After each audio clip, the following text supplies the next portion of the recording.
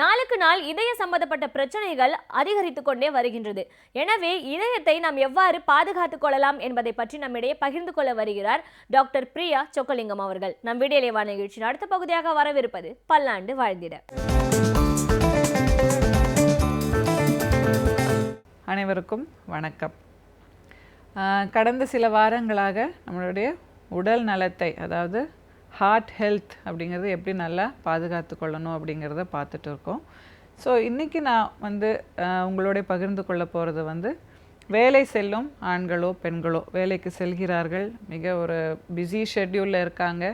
So அவங்க எப்படி அவர்களுடைய வேலை நேரத்திலும் சில சின்ன சின்ன முயற்சிகள் எடுத்தால் நல்ல ஒரு ஆக்டிவ் லைஃப் ஸ்டைல், ஒரு ஹெல்த்தி லைஃப் ஸ்டைல் லீட் பண்ணுறான் அப்படிங்கிறதான் நம்ம இப்போ பார்க்க போகிறோம். இது ஏன் நான் சொல்கிறேன் அப்படின்னா, ஒரு சமீப காலத்தில் ஒரு இளம், அதாவது 40-42 வயதுடைய தொழிலதிபர் ஒருவர் ஒரு மாரடைப்பால் எங்களிடம் ஆலோசனைக்காக ரீஹேப்காக வந்திருந்தாங்க. ஸோ அந்த ஒரு நபருக்கு நாங்கள் அந்த ரீஹபிலிட்டேஷன் கொடுத்து எப்படி அவர்கள் வாழ்க்கை முறையை மாற்றி சின்ன சின்ன இலக்குகள், சின்ன சின்ன ஒரு மாற்றங்களை செய்து எப்படி அவர்கள் நல்ல ஒரு ஹெல்த்தி லைஃப் ஸ்டைல், நல்ல ஒரு ஹார்ட் அட்டாக் வந்ததற்கான அறிகுறியே இல்லாமல் நல்லா ஹெல்த்தியாக இருக்க முடியும் அப்படிங்கிறத கலந்து ஆலோசிக்கும்பொழுது அவருக்கு இருந்த ஒரு முக்கியமான ஒரு பேரியர் அப்படின்னு சொன்னால், தடைக்கல் அப்படின்னு சொன்னால் அவருடைய பிஸி ஒர்க் லைஃப் அப்படின்னு தான் சொல்லலாம். ஸோ காலையில் 8 மணிக்கு வீட்டிலிருந்து கிளம்பி இரவு கிட்டத்தட்ட 9-9:30 மணிக்கு தான் வீடு திரும்பக்கூடிய ஒரு நபர் அவர். ஏனெனில் இந்த வேலைக்கு செல்லக்கூடிய நேரமும், அதாவது அந்த ஜேர்னி டைமும் அவருக்கு அதிகமாக இருந்துச்சு. ப்ளஸ் வேலையிலும் மிக மிக டிமாண்டிங்கான ஒரு வேலை அப்படின்னு தான் சொல்லணும். ஸோ அதனால் ஒரு கிட்டத்தட்ட 12 மணி நேரம் கூட ஒரு நாளைக்கு சில பேர் வேலை செய்து கொண்டு தான் இருக்கிறார்கள். ஸோ இதை நாம் லேசாக எடுத்துக்கொள்ள முடியாது. ஸோ நாங்கள் அஸ் மெடிக்கல் டீம் இதெல்லாம் பண்ணுங்க அப்படின்னு சொல்லிடலாம். பட் அவங்க இதை அவங்களுடைய ரெகுலர் லைஃப் ஸ்டைலில் ஆக்சுவலாகவே ரொம்ப பிஸி லைஃப் ஸ்டைல் இருக்கும்பொழுது அதை எப்படி அவங்க இன்கார்ப்ரேட் பண்ணுறாங்க, அது எப்படி அவங்க நடைமுறைக்கு கொண்டு வராங்க அப்படிங்கிறது ரொம்ப ரொம்ப முக்கியம். ஸோ அதுக்கும் நாங்கள் அவங்களுக்கு சில வழிமுறைகளை தான் சொல்லிட்டு வந்துட்டுருக்கோம்.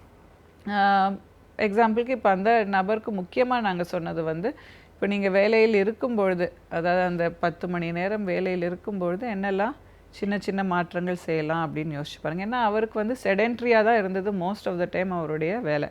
அதாவது ஒரு டெஸ்க்கு, ஒரு சேர், இதில் உட்கார்ந்து கொண்டு மேனேஜ் பண்ண வேண்டிய ஒரு வேலை. ஸோ என்ன ஆகிடுதுன்னா, இது உடல் ரீதியாக வேலை செய்யக்கூடிய ஒரு வேலை கிடையாது, ரொம்ப ஃபிசிக்கல் ஆக்டிவிட்டி அதில் இல்லை. ஸோ அந்த மாதிரி இருக்கிற தருணத்தில் ஒர்க் ஸ்பேஸை நம்ம ஓரளவுக்கு என்ன பண்ணால் இன்னும் ஐடியல் சுச்சுவேஷன் ஒரு நாளைக்கு நம்ம இத்தனை மணி நேரமாவது எக்ஸசைஸில் ஸ்பெண்ட் பண்ணணும் அப்படிங்கிறது தான் டெஃபினட்டாக ரொம்ப நல்லது. பட் அப்படி பண்ண முடியலைங்கிற பட்சத்தில் அவனை டெய்லி பேசிஸ் எப்படி ஃபிசிக்கல் ஆக்டிவிட்டியை இம்ப்ரூவ் பண்ண முடியும் அப்படின்னு பார்த்தீங்கன்னா, இந்த படத்தில் பாருங்கள். இப்போ மேலை நாடுகளெல்லாம் பார்த்துட்டு இருந்தீங்க. இப்போது ஸ்டாண்டிங் அப் ஒர்க் ஸ்பேஸ் அப்படின்னே வந்துருச்சு. ஸ்டாண்ட் அப் ஒர்க் ஸ்பேஸ், அதாவது நின்றுக்கிட்டே, உட்காராமல் நின்றுக்கிட்டே வேலை செய்கிறது. ஸோ இது நிறைய பேருக்கு ரொம்ப ஒரு ஆச்சரியமாக இருக்கலாம். அது எப்படிங்க நின்றுக்கிட்டே வேலை செய்ய முடியும்? ஸோ உட்கார்ந்து கொண்டு வேலை செய்வது, ஒரு அட் அ ஸ்ட்ரெச் அரை மணி நேரத்துக்கு மேலே உட்கார்ந்தாலே நம்ம உடம்புக்கு நல்லதில்லை அப்படின்ட்டு இப்போ நிறைய ரிசர்ச் மூலமா ப்ரூவ் பண்ணிட்டோம்.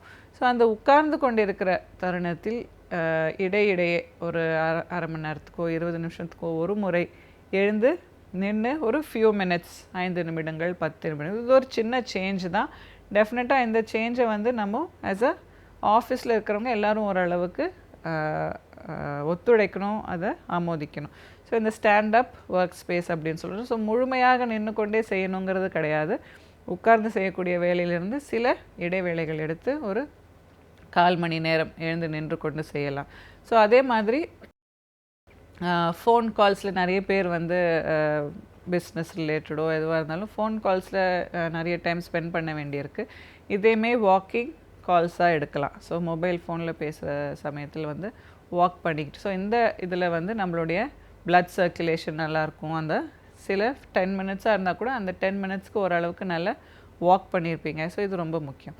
ஸோ இன்னொரு விஷயம் என்ன நிறைய பண்ணிகிட்டு இருக்காங்க அப்படின்னு பார்த்தீங்கன்னா, வாக்கிங் மீட்டிங்ஸ். ஸோ இப்போ முன்னாடியெல்லாம் வந்து lunch on meetings, dinner on meetings, அந்த மாதிரி உட்கார்ந்து உணவு எடுத்துக்கொண்டே மீட்டிங்ஸ் நிறைய நடந்துட்டு இருந்துச்சு. ஸோ இப்போ இதெல்லாம் வந்து அந்த அளவுக்கு ஹெல்த்துக்கு நல்லதில்லைன்னு தெரிஞ்ச உடனே வாக்கிங் மீட்டிங்ஸ் இப்போ கொஞ்சம் பாப்புலர் ஆகிட்டு வருதுங்க.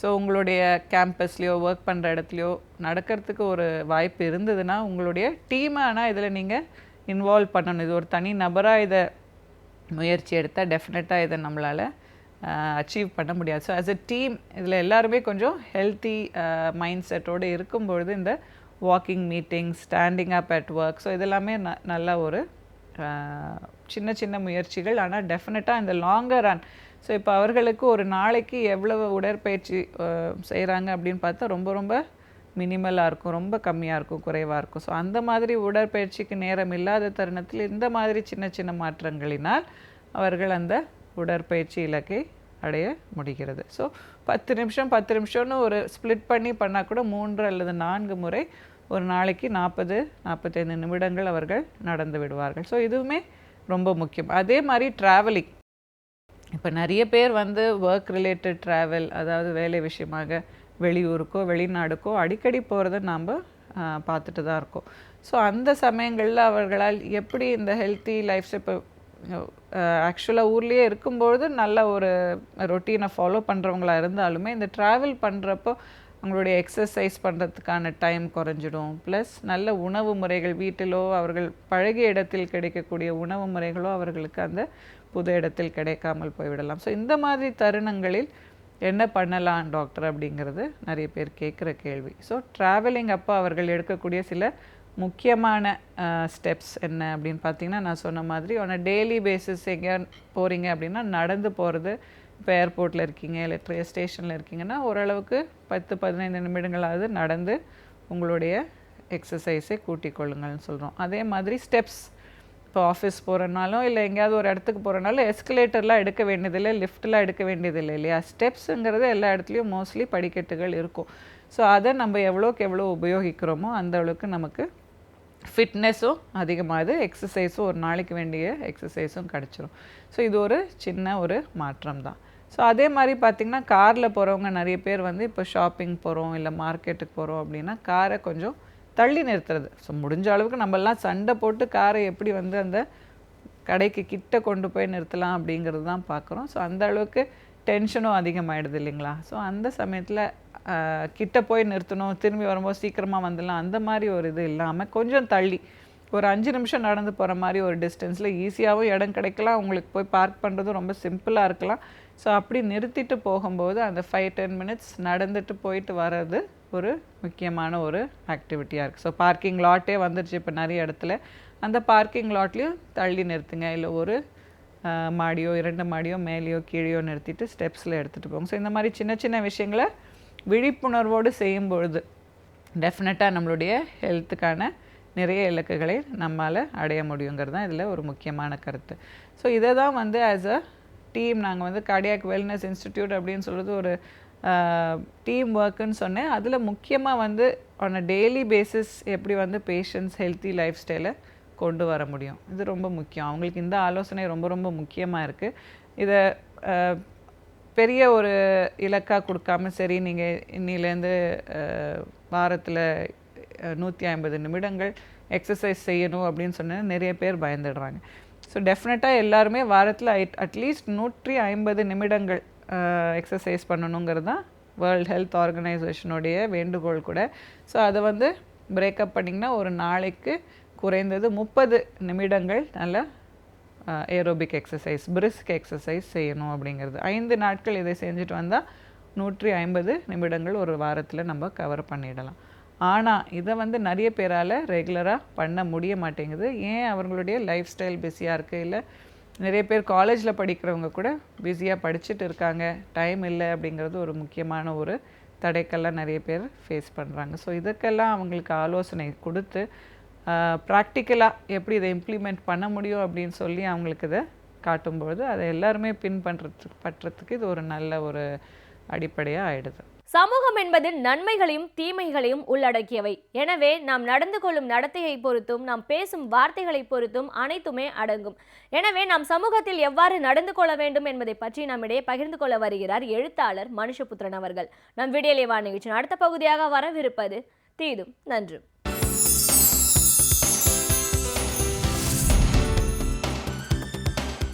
வணக்கம் நண்பர்களே, இன்னும் ஒரு இனிய காலை பொழுதில் தீதும் நன்றும் நிகழ்ச்சியில் உங்களை சந்திப்பதில் மிக்க மகிழ்ச்சி அடைகிறேன். ஒவ்வொரு சமூக இயக்கத்திற்கும் ஒரு வரலாறு உண்டு. ஒவ்வொரு வரலாற்றிற்கு பின்னாலும் ஒரு சமூக இயக்கம் இருக்கிறது, பல சமூக இயக்கங்கள் இருக்கின்றன. இன்னும் சொல்லப்போனால் ஒரு வரலாற்றை முன்னகர்த்தி செல்வதில், ஒரு வரலாற்றிற்கு பல பரிமாணங்களை உருவாக்குவதில் சில அரசியல் இயக்கங்களுக்கு, சில சமூக இயக்கங்களுக்கு ஒரு முக்கிய பங்கு இருக்கிறது. அப்படி பார்த்தால் திராவிட இயக்கம் இன்றைக்கு திராவிட ஆட்சி தமிழகத்தில் அமைந்து 1/2 நூற்றாண்டுகள் நிறைவுறுகின்றன. 50 ஆண்டுகள். இந்த 50 ஆண்டு காலத்தில் திராவிட இயக்க ஆட்சி செய்தது என்ன என்பதை பற்றிய பெரிய வாத பிரதிவாதங்கள் தொடர்ந்து நடந்து கொண்டிருக்கின்றன. நீதி கட்சி துவங்கப்பட்டு 100 ஆண்டுகள் நிறைவுற்றுவிட்டன.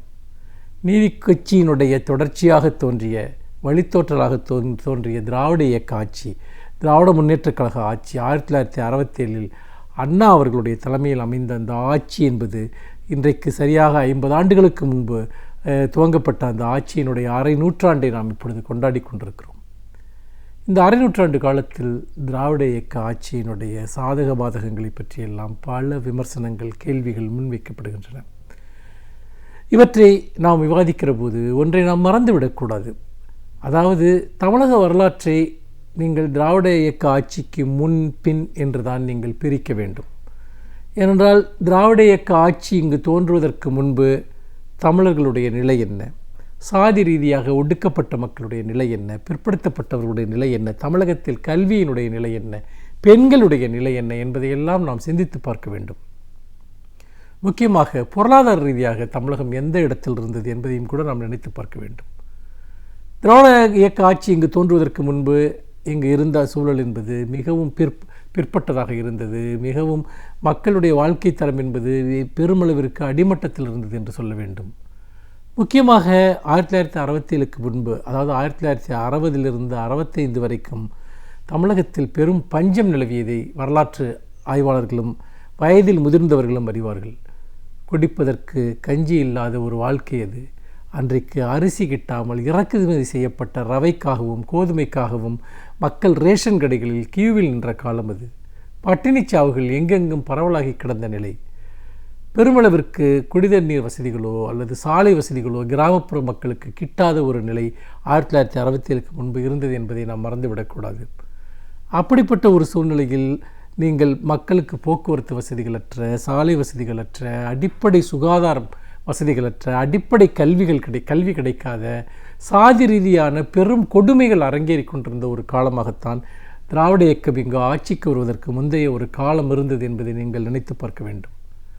இந்த சூழ்நிலையில்தான் சுயமரியாதை, சமநீதி, சமூக நீதி, அனைவருக்குமான கல்வி, வேலைவாய்ப்பு, சமூக பாகுபாடுகள், சாதி ரீதியான பாகுபாடுகளுக்கு எதிரான ஒரு சமத்துவ சமூகத்தை உருவாக்க வேண்டும் என்கிற வேட்கையின் அடிப்படையில், கருத்தியலின் அடிப்படையில் உருவான திராவிட இயக்க ஆட்சி என்பது இன உரிமைக்காக, மொழி உரிமைக்காக, ஒடுக்கப்பட்டோர் உரிமைக்காக, பெண்கள் உரிமைக்காக பல மகத்தான செயல்களை இந்த மண்ணில் செய்தது. தமிழ்நாட்டினுடைய அடிப்படை கட்டுமானங்களை நீங்கள் மேம்படுத்துவதற்கு, தமிழகத்தை ஒரு நவீனமான மாநிலமாக மாற்றுவதற்கு, தொழில் வளர்ச்சியில் அதை முன்னிலைப்படுத்துவதற்கு, அதோடு மட்டுமல்லாமல் நீங்கள் ஒரு மாநில உரிமைகள் சார்ந்த விஷயங்கள் என்று வருகிற போது மும்மொழிக் கொள்கையை நிராகரித்து, இந்தி, ஆங்கிலம், தமிழ் என்ற அந்த மும்மொழிக் கொள்கையை நிராகரித்து ஆங்கிலமும் தமிழும் போதும் என்கிற இருமொழிக் கொள்கையை உருவாக்கியதும் திராவிட முன்னேற்றக் கழக அரசுதான். மொழி ரீதியான ஆதிக்கம் இந்த மண்ணில் தலையெடுத்து விடாமல் இடையறாமல் போராடி வெற்றி பெற்றது திராவிட முன்னேற்றக் கழகம், திராவிட இயக்கம். அப்படிப்பட்ட அந்த திராவிட இயக்கத்தின் வழியாக இன்றைக்கு மாநில உரிமைகள் என்று வருகிற போது திராவிட முன்னேற்றக் கழகம் மிகப்பெரிய அளவிற்கான பல உரிமைகளை பெற்றிருக்கிறது. இன்றைக்கு குடியரசு தின விழாவில் ஒரு முதலமைச்சர் கொடியேற்றலாம் என்கிற நிலையை கூட கலைஞர் அவர்கள் தான் பெற்றுத்தந்தார், தேசிய கொடி ஏற்றுவதற்கான அந்த உரிமையை. அதே போல் நீங்கள் இன்னும் எண்ணற்ற பல விஷயங்களை நீங்கள் எடுத்துக்கொண்டால் வளர்ச்சி, சமூக நலத்திட்டங்கள் மட்டுமல்ல, நீங்கள் உள்கட்டுமானங்களை உருவாக்குவது, தமிழகம் முழுக்க கிராமப்புறங்களுக்கெல்லாம் சாலை வசதிகளை ஏற்படுத்தியது. அதோடு மட்டுமல்லாமல் நீங்கள் குக்கிராமங்களில் கூட குடிநீர் வசதிகளுக்கான ஒரு வழிமுறைகளை ஏற்படுத்தி தந்தது. அதோடு மிகப்பெரிய அளவிற்கு போக்குவரத்தை அதிகப்படுத்தியது. முன்பெல்லாம் மக்கள் கால்நடையாக நடந்து செல்லக்கூடிய காட்சி இருந்தது. அதன் காரணமாக கல்வி பாதிக்கப்படக்கூடிய நிலையெல்லாம் கூட இருந்தது. ஆனால் இன்றைக்கு தமிழகத்தின் மூளை முடுக்கெல்லாம் பொது போக்குவரத்தினால் இணைக்கப்பட்டு விட்டனர். வடநாட்டில் இருக்கக்கூடிய நிலையோடு நீங்கள் இதை ஒப்பிட்டு பார்த்தால் இன்றைக்கு தமிழகத்தில் இருக்கக்கூடிய நிலை என்பது எவ்வளவு உன்னதமான நிலையில் இருக்கிறது என்பதை அறியலாம். சில பேர் இங்கு சொல்வது உண்டு, இங்கு சாதிய ஆணவ கொலைகள் நடக்கின்றன, திராவிட இயக்க ஆட்சிகள் அதையெல்லாம் தடுக்க தவறிவிட்டன என்று சொல்கிறவர்கள் இருக்கிறார்கள். ஆனால் ஆணவ படுகொலை என்பது பொதுவாக இந்த சாதிய சமூகத்தினுடைய எச்சங்கள் இன்னும் இங்கே நீடித்திருக்கின்றன. ஆனால் நாம் திராவிட முன்னேற்றக் கழக அரசு உருவாக்கிய வன்கொடுமை தடைச்சட்டங்களின் மூலமாக எவ்வளவு தூரம் சாதி கொடுமை என்பது தடுக்கப்பட்டிருக்கிறது. அதேபோல் ஒடுக்கப்பட்ட பிற்படுத்தப்பட்ட சாதிகளுக்கு வழங்கிய இடஒதுக்கீட்டில் வழங்கிய உரிமைகள் காரணமாக அவர்களுக்கு பல்வேறு வகைகளில் அரசு அளித்த ஊக்கத்தின் விளைவாக இன்றைக்கு அவர்கள் தங்களுடைய சம உரிமையை நிலைநாட்டி கொண்டிருக்கிறார்கள். இன்றைக்கு யாரும் சாதியின் பெயரால் யாரையும் இழிவுபடுத்தி விட முடியாது என்கிற நிலை உருவாக்கப்பட்டிருக்கிறது. இப்படி எத்தனையோ மாற்றங்களை இந்த இயக்கம் உருவாக்கி இருக்கிறது. அந்த வகையில் சமூக புரட்சியினுடைய அடையாளமாக, பண்பாட்டு புரட்சியினுடைய அடையாளமாக, பெண் விடுதலையினுடைய ஒரு அடையாளமாக, பெண்களுக்கு சொத்துரிமையையும் உள்ளாட்சி அமைப்பு 33% இடஒதுக்கீட்டையும் கூட இந்த திராவிட முன்னேற்றக் கழக அரசு தான் கொடுத்தது.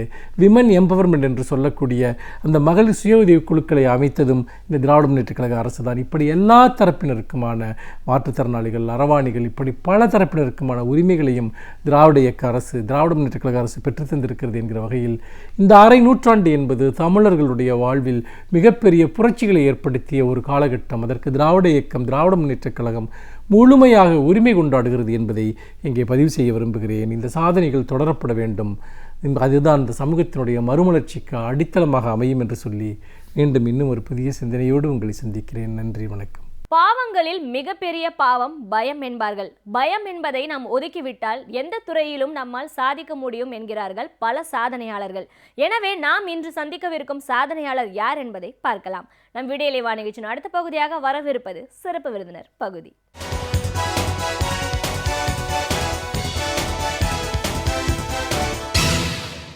வணக்கம் நேயர்களே, விடியலை வா நிகழ்ச்சியின் சிறப்பு விருந்தினருக்கான நேரம் இது. இன்றைய சிறப்பு விருந்தினர் ஸ்தபதி தட்சிணாமூர்த்தி. ஒரு ஸ்தபதியா கிட்டத்தட்ட புகழ்பெற்ற கணபதி ஸ்தபதி அவர்கள்கிட்ட 40 ஆண்டுகள் அவர் கூடவே இருந்து ஒரு குருகுல வாசம் மாதிரி இந்த சிற்பக்கலையை இவர் கற்றுக்கிட்ட விதம், இன்னைக்கு இதோட நிலைப்பாடு என்ன, நம்மளோட மரபு சார்ந்த விஷயங்களில் சிற்பங்களுக்கு எவ்வளோ தூரம் முக்கியத்துவம் இருக்குது, கட்டிடக்கலைக்கும் அதுக்குமான வேறுபாடுகள் என்ன, இப்படி பல கருத்துக்களை நம்ம அவர்கிட்ட கேட்டு தெரிஞ்சுக்கலாம். வணக்கம் சார். வணக்கம். ஒரு ஸ்தபதியா முதல்ல எங்கள் நிகழ்ச்சிக்கு உங்களை நாங்கள் வரவேற்கிறோம் சார். ஸ்தபதி அப்படின்னு நம்ம சொல்லும்போது ரொம்ப புகழ்பெற்ற கணபதி ஸ்தபதி, அவரை பற்றி தெரியாதவங்களே கிடையாது. இந்த கலையை பற்றி யோசிக்கிற போது அவருடைய பெயர் தான் முதலில் நினைவுக்கு வரும். 40 ஆண்டுகள் அவர் கூட பயணப்பட்டு இருக்கீங்க. சிறு வயது முதலே அவரோட இந்த கலை நுணுக்கங்களை அவர் கூடவே இருந்து கற்றுக்கிட்டு இருந்திருக்கீங்க. இன்னைக்கு இந்த கலையோட நிலை என்ன, நம்மளோட மரபு சார்ந்த விஷயங்கள் அப்படின்னும் போது சிற்பத்திற்கும் கட்டிடக்கலைக்கும் எவ்வளோ முக்கியத்துவம் கொடுத்துருக்காங்க அந்த காலத்திலேயே. நீங்கள் அதை எப்படி பார்த்துட்டு இருக்கீங்க? இன்றைக்கும் கணபதி ஸ்தபதி அவர்களுடைய ஒரு ட்ரஸ்ட், அந்த அமைப்பை முழுமையாக நிர்வகிச்சுட்டு இருக்கிற பணியை நீங்கள் செஞ்சிட்ருக்கீங்க. இந்த சிற்பக்கலையோட நுணுக்கங்கள் என்ன, இதோட சிறப்புகள் என்ன, அதோட நிலைப்பாடு இன்னைக்கு எப்படி இருக்குது? இதோட நம்ம நிறைய மரபு சார்ந்த விஷயங்களை மீட்டெடுக்கணுன்ற ஒரு பயணத்தில் இந்த கலையும் நம்ம மீட்டெடுக்க வேண்டிய அவசியத்தில் ஏன் இருக்கும்? இப்படி பல கருத்துக்களை எங்கள் நேர்களோட நீங்கள் முழுமையாக பகிர்ந்துக்கணும் சார். முதல்ல கணபதி ஸ்தபதி அவர்களுடைய இந்த ட்ரஸ்ட், இந்த அமைப்பை முழுமையாக நிர்வகிக்கிறவர் அப்படிங்கிற முறையிலையும் அவர் கூடயே பயணப்பட்டவர் அப்படிங்கிற முறையும் உங்களுடைய அனுபவங்கள், உங்களுடைய பொறுப்புகள் சார்ந்து நம்ம பேச ஆரம்பிக்கலாம். ஆமாம். கணபதி ஸ்தபதி என்னுடைய தாய்மாமா மட்டுமல்ல, அவர் என்னுடைய குருவும் கூட. அவருடைய வீட்டிலிருந்து தான் இந்த கட்டடக்கலை நுணுக்கங்களை எல்லாம் கற்றேன். அவர் இந்த மாமல்லபுரம் கல்லூரியினுடைய முதல்வராக இருந்த காலங்களிலே நான் அந்த கல்லூரியிலே படித்தேன், மாமல்லபுரம் சிற்ப கட்டடக்கலை கல்லூரியிலே. அவருடைய ஆழ்ந்த சிந்தனையும் இந்த கலை மீது இருக்கக்கூடிய அவருக்கு மிக வெறித்தனமான ஒரு காதலும் எங்களை போன்ற மாணவர்களை எல்லாம் அவர் வந்து எப்படி இந்த கட்டடக்கலையை நாம் பாதுகாக்க வேண்டும், எதிர்கால சந்ததியினருக்கு நாம் என்னவெல்லாம் செய்ய வேண்டும் என்பதை பலமுறை எங்களிடம் அவர் பேசியிருக்கிறார். அவர் ஒரு பாடம் நடத்தினால் கூட தன்னை மெய்மறந்து பாடம் நடத்தக்கூடிய மிகப்பெரிய ஆற்றல் மிக்க மிகப்பெரிய விஞ்ஞானி மற்றும் ஒரு மிகப்பெரிய கலைஞர், எப்படி எந்த விதத்திலையும் அவரை பாராட்டி சொல்லலாம்.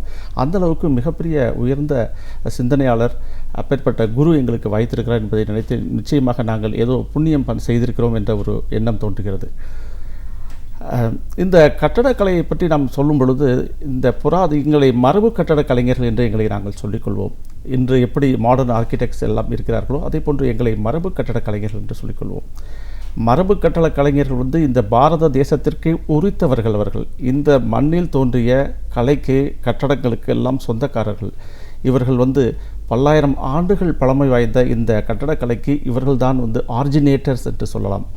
இவர்கள்தான் சிற்பசாஸ்திரங்களை அந்த காலத்திலே எழுதியவர்கள். கட்டட நுணுக்கங்களை எல்லாம் இந்த வாஸ்து நூல்கள் என்று சொல்லக்கூடிய அந்த நூல்களை எழுதி வைத்து சென்றவர்கள்லாம் அவர்கள்தான். இந்த கட்டட கலைஞர்கள் மரபு கட்டடக்கலைக்கு எத்தனையோ ஒரு மிகப்பெரிய சாதனைகள்லாம் செய்து சென்றிருக்கிறார்கள். இந்த மரபு கட்டடக்கலை என்றால் என்ன பொருள் என்றால், இது பாரம்பரியமாக வழி வழியாக நம்ம பாரத தேசத்திலே தோன்றியதை தொடர்ந்து செய்து கொண்டிருப்பவர்கள் தான் இந்த மரபு கட்டட கலைஞர்கள். இந்த பாரத தேசத்திற்கே உரித்தான இந்த கட்டடக்கலை நாம் இன்றும் அது பயன்பாட்டில் இருந்து கொண்டு தான் இருக்கிறது.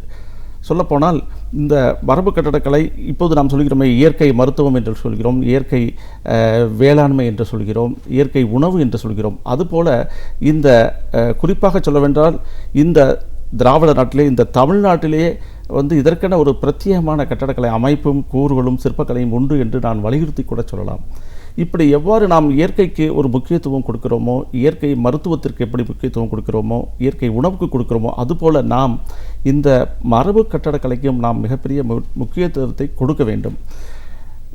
இதனுடைய வரலாறு என்றால் நீண்ட நெடிய வரலாறு கொண்டது தான். எவ்வாறு இந்த தமிழுடைய வரலாறு சொல்லப்படுகிறதோ, கல் தோன்றி மண் தோன்றா காலத்து முன் தோன்றிய மூத்த குடி என்று சொல்லப்படுது, அந்த சொல்வதற்கு இணையான அந்த தமிழோடு இந்த மொழியோடு இணைந்து வளர்ந்தது தான் இந்த கட்டட சிற்பக்கலை. கண்டிப்பாக சார். இப்போ அந்த அவருடைய அறக்கட்டளை ஒரு ட்ரஸ்ட் ஆரம்பித்து அவர் பண்ணிட்டு இருக்காருன்னு சொன்னீங்க இல்லையா, அந்த பணிகள் பற்றி தான் நம்ம முதல்ல இப்போ கேட்டிருக்கோம். இப்போ இந்த அமைப்பு மூலமாக நீங்கள் செய்கிற பணிகள் என்னவா இருக்கு? ஆமாங்க, இந்த மரபு கட்டடக்கலையை வந்து எதிர்கால சந்ததியினருக்கு ஒரு பாடமாக சொல்லிக் கொடுக்க வேண்டும், உலகம் முழுக்க இந்த மரபு கட்டடக்கலை பரவச் செய்ய வேண்டும் என்ற நோக்கத்திலே தான் இந்த வாஸ்து வேதிக் ட்ரஸ்ட் என்று ஒரு ட்ரஸ்ட்டை அவர் அமைத்தார். அதனுடைய மேனேஜிங் ட்ரஸ்டியாக நான் இன்று இருந்து கொண்டிருக்கின்றேன். இதில் வந்து பல்வேறுபட்ட கூறுகளை நாங்கள் வந்து எங்களுடைய இலக்குகளாக கொண்டிருக்கிறோம். இது சொல்லப்போனால் இந்த மரபு கட்டடக்கலை இதனுடைய நுணுக்கங்கள், நுட்பங்கள் இவற்றை வந்து எதிர்கால சந்ததியினருக்கு சொல்லிக் கொடுத்தல், எதிர்காலத்திலே ஒரு பல்கலைக்கழகம் அமைக்க வேண்டும் என்ற ஒரு மிகப்பெரிய எண்ணம். அது மட்டுமல்ல, இந்த நம்மளுடைய கலைஞர்களுக்கெல்லாம் முன்னோடியாக இருந்த மய பெருந்தச்சனுக்கு ஒரு நினைவு சின்னம் எழுப்ப வேண்டியது, மற்றும் இது ஆய்வுக்கூடமாக இது செயல்பட வேண்டும். இது வந்து ரிசர்ச் அண்ட் டெவலப்மெண்ட் விங்காக, அதாவது நாங்கள் ஏற்கனவே வாஸ்து வேதிக் ரிசர்ச் சென்டர் என்பதை கூட அவர் வந்து இதற்குள்ளே ஒரு துணை பிரிவாக அவர் இணைத்து சென்றிருக்கிறார். நிறைய புத்தகங்கள் பப்ளிஷ் செய்ய வேண்டும். இப்படியாக பலவேறுபட்ட பணிகளெல்லாம் ஏற்கனவே அவர் செய்து கொண்டிருந்தார். இதை தொடர வேண்டும் என்ற எண்ணத்தோடு நாங்கள் அவற்றையெல்லாம் செய்து கொண்டிருக்கின்றோம். அவர் என்னை வலியுறுத்தி, நீ சாதாரணமாக நான் வந்து ஆக்சுவலி நான் பேச்சுலர் டிகிரி தான் அதில் பண்ணியிருந்தேன் இந்த டெம்பிள் ஆர்கிடெக்சரில். இந்த எதிர்கால சந்ததியினருக்கு, இந்த அறிஞர்களுக்கு, ஸ்காலர்களுக்கெல்லாம் வந்து நீ வந்து பேச்சுலர் டிகிரி நிலையில் சொல்லிக்கிட்டு இருந்தார், this world will not hear your வாய்ஸ்ன்னு சொல்லார். அவர் வந்து மிகப்பெரிய ஞானி, அவர் சொல்வதை வந்து உலகமே கேட்கும். ஆனால் எதிர்காலம் வந்து உன்னுடைய வார்த்தைகளை, நம்மளுடைய மரபு விஷயங்களையும் நீ சொல்ல வேண்டும் என்றால் கண்டிப்பாக நீ ஒரு PhD டாக்டரேட் பண்ணினால்தான் இது வந்து இதனுடைய எதிர்காலத்தை நீ வந்து நிலைநிறுத்த முடியும் என்று என்னிடம் சொன்னார். அவருடைய கூற்றுக்கணக்கு என்னுடைய 50வது இதில் என்னுடைய PhD ஆரம்பித்து இப்போ 4th year திஸ் ஐ ஆம் finishing my degree, doctoral degree. அதில் வந்து அதன் மூலமாக இந்த நுட்பங்களை வந்து இன்னும் விரிவாக அறிந்து கொள்வதற்கு மிகப்பெரிய வாய்ப்பாக எனக்கு கிடைத்தது. அதன் மூலமாக இந்த மரபு கட்டடக்கலை எவ்வாறாக எதிர்கால சந்ததியருக்கு இந்த அறிஞர் உலகத்திற்கு எடுத்து சென்று நம்முடைய பாரம்பரிய இந்த நுணுக்கங்களை எல்லாம், இந்த அறிவியல் செய்திகளை எல்லாம் எவ்வாறு இன்னும் நிலைநிறுத்த முடியும் என்பதற்கு எனக்கு ஒரு மிகப்பெரிய தைரியத்தை கொடுத்திருக்கிறது. என்னவென்றால் எல்லாம் என்னுடைய குருநாதர் கணபதி அவர்கள் சொன்னதை நாம் கேட்டு செய்யும் பொழுது தான் இத்தகைய உணர்வுகளை நாங்கள் பெறுகிறோம். அம்மா கண்டிப்பாக சார். இவரை பற்றி சொல்லும் போது இவரை உலக அளவில் ஒரு கணபதி ஸ்தபதி அப்படின்ற ஒரு பேர் வந்து பேர் சொன்னாலே தெரியக்கூடிய ஒரு மேதைன்னு தான் அவரை நம்ம சொல்லணும். இந்த கட்டிடக்கலை பற்றி சொல்லும்போது இது மரபுக்கலை அப்படின்னு நீங்கள் சொன்னீங்க. நம்ம தமிழ்நாட்டுக்கே ஒரு இதான ஒரு அடையாளம்னு கூட நம்ம இதை சொல்ல முடியும். இப்படிப்பட்ட ஒரு அடையாளத்துக்கு வந்து பல 1000 ஆண்டுகளுக்கு முன்னாடியில் இருந்த உங்களே வந்து இதை போற்றி பாராட்டி இது வரைக்கும் கொண்டு வந்திருக்காங்க. இன்னைக்கு அடையாளங்களா நம்ம மரபா நம்ம இதை சொல்லிட்டு இருக்கும் போது இதோட தொன்மை வளர்ச்சி எல்லாம் மன்னர் காலத்துல அதற்கும் முந்திதான் ஒரு பெரிய சிறப்பு வாய்ந்ததா. அப்போ எப்படி இருந்துச்சு? இப்போ கட்டிடம்னு சொல்றோம், சிற்பங்கள்னு சொல்றோம். ஆரம்ப காலகட்டத்துல சிற்பமும் கட்டிடக்கலையும் வளர்ச்சி எப்படி இருந்துச்சு? ஆமாங்கம்மா. இந்த ரயில் தண்டவாளம் எப்படி 2 தண்டவாளங்கள் இருக்கின்றதோ ஒரு ட்ரெயின் செல்வதற்கு, அதே போன்றுதான் சிற்பமும் கட்டடமும் இணைப்பிரியாத ஒரு இணைப்பு. இது இரண்டும் வந்து ஒரே நேர்கோட்டில் தான் சென்றுட்டே இருந்துச்சு ஒரு காலங்களில். அது வந்து கோயில்களில் பெரும்பாலும் வந்து சிற்பமும் கட்டடமும் வந்து இணைப்பிரியாமல் இருந்து கொண்டு தான் இருக்கிறது. ஆனால் இந்த மரபு சார்ந்த இந்த வசிப்பிடங்கள், இந்த ஹவுசிங் ஆர்கிடெக்சர் என்று சொல்லப்படுவதில்லை, அது வந்து இட் இஸ் ஹவுசிங் ஆர்கிடெக்சர் என்ற ஒரு தனிப்பிரிவு. இப்படி இந்த கட்டடக்கலையை பற்றி நான் முன்னாடி சொல்லும்போது அதோட தொடர்ச்சியாக இன்னும் சில விஷயங்களையும் சொல்லும்போது உங்களுடைய கேள்விக்கு சரியாக அந்த பதிலும் வந்துடும் நினைக்கிறேன். இந்த கட்டடக்கலை வளர்ச்சிகள் மன்னர்கள் வந்து ஆதரவு கொடுத்தார்கள். இது கண்டிப்பாக இதற்கு அரசும் மன்னர்களும் கொடுக்கும் ஒரு மிகப்பெரிய அங்கீகாரமும் ஆதரவும் மட்டும் இருந்தால் மட்டும்தான் இந்த கட்டடக்கலை நிலைத்து நிற்குமா. இதுதான் நம்மளுடைய மன்னர்கள் வந்து என்னென்ன பணிகளெல்லாம் செஞ்சார்கள் நமக்கு வரலாறு இருக்குது.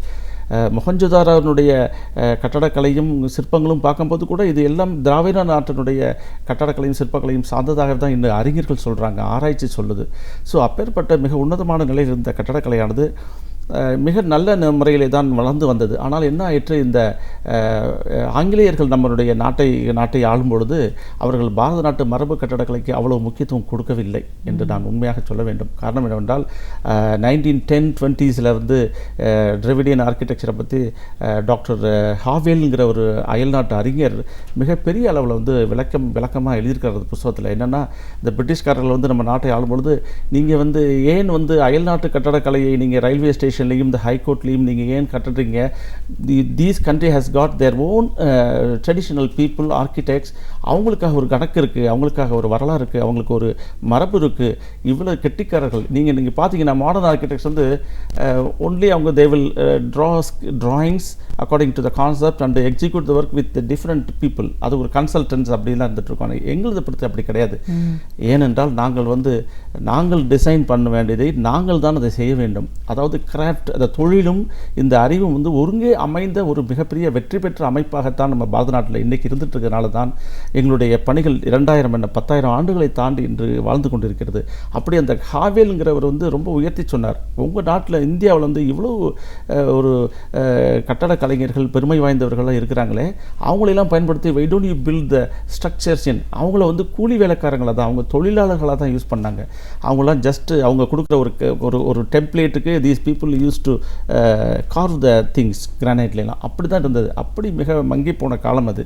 சுதந்திரம் அடைந்த பிறகு இந்த மாமல்லபுரத்தில் ஒரு சிற்பக்கலை கல்லூரி வந்த பிறகு இதனுடைய ரிவைவல் வந்து நன்றாக வந்து இன்றைக்கி அயல்நாடுகளிலே கட்டப்படும் அத்தனை கோயில்களுக்கும், இந்தியாவிலே கட்டப்படக்கூடிய பல கோயில்களுக்கும் இந்த மரபு சிற்பிகள் தான் வந்து அதுக்கு ரொம்ப தூணாக விளங்குகிறார்கள். இதை அடுத்த நூற்றாண்டுக்கு எடுத்து சென்றாகிவிட்டது.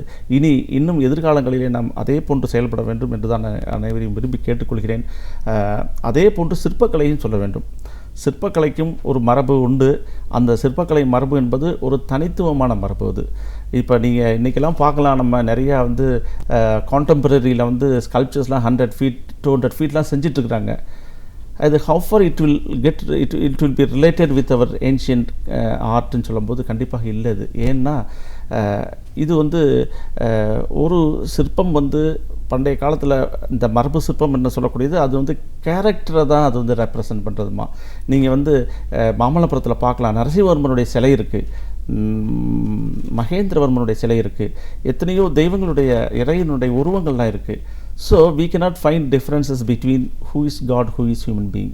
ஏன்னா நாங்கள் வந்து இந்த கேரக்டருக்கு தான் நாங்கள் இம்பார்ட்டன்ஸ் கொடுப்போம். நீங்கள் வந்து சுப்பிரமணியர் சொன்னால் சுப்பிரமணியர் கையில் என்ன வச்சுருக்கிறார், அவருடைய அபிநயங்கள் என்ன, அதை வைத்து தான் சுப்பிரமணியரா, அவர் வந்து அது சுப்பிரமணியரில் 16 வகை சுப்பிரமணியர் இருக்குது, இந்திரனா, இப்படிங்கிறதுலாம் நாங்கள் பிரிவுகள்லாம் கொடுக்குறதெல்லாம் வந்து அதனுடைய கேரக்டர்ஸ் தான் நாங்கள் வந்து ரெப்ரசன்ட் பண்ணுறோம்.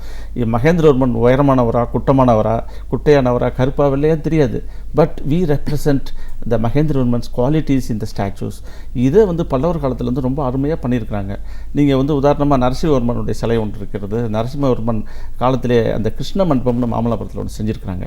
அதில் பாருங்கள், மன்னன் வந்து எப்படிப்பட்டவன் தெரிஞ்சுக்கிறதுக்கு ஒரு ஒரு ஒரு ஒரு லேமேன், அதாவது வேடன் நினைக்கிறேன், அவர் தோளில் கையை போட்டு நிற்கிறார்.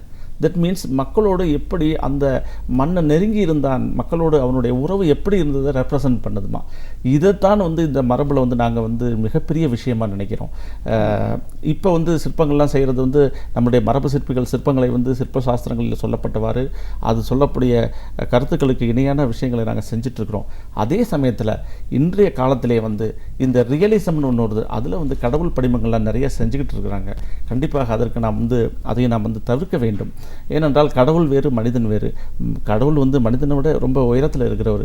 அவரும் வந்து இந்த ஹியூமன் இந்த அனாட்டமியோட சேர்ந்து செய்யும்போது என்ன ஆகுதுன்னா, நம்ம நாட்டில் வந்து இந்த மாதிரியான ஒரு மரபு சிற்பங்களை மட்டும்தான் செய்யணும்னு ஒரு கண்டிப்பாக நான் வந்து எதிர்காலத்தில் வந்து பாரத தேசமே ஒரு மிகப்பெரிய ஒரு சட்டத்தையே செய்ய வேண்டிய சூழ்நிலையில் நம்ம இருந்துகிட்ருக்கோம். அப்படிப்பட்ட சட்டங்கள் எல்லாம் வந்தால்தான் கண்டிப்பாக மரபுகள் காக்கப்படும்.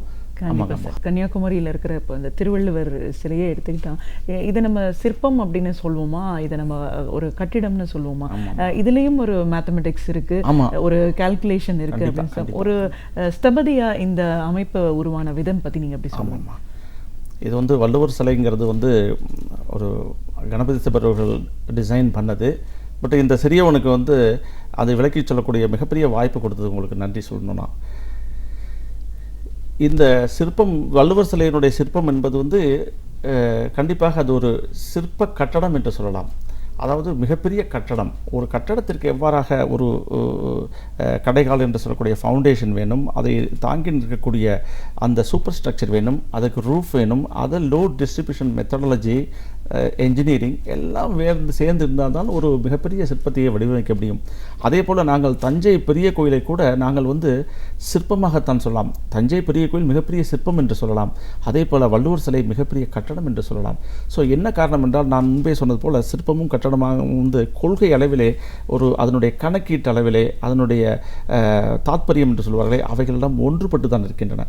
நீங்கள் தஞ்சை பெருவுடையார் கோவிலுக்கு எவ்வாறாக அந்த கணக்கு முறைகள், அந்த ஸ்ட்ரக்சர் உருவாவதற்கு எப்படி இந்த டிவிஷன் பண்ணணும், எப்படி லோடு வந்து வரணும், மேலெல்லாம் எப்படி இந்த மேலே உள்ள லோடை கீழே எடுத்துகிட்டு போகிறதுக்கு எத்தனை விதமான சுவர்கள், எத்தனை சுவர்கள் வேண்டும், எப்படி கடைக்காலுக்கு அந்த லோடு செல்லும், எப்படி உயரம் நிர்ணயம் பண்ணுறது, எல்லாமே வந்து வே காட் ஆல் ஒரு பெரிய இது வந்து பெரிய கேல்குலேஷன்ஸ்.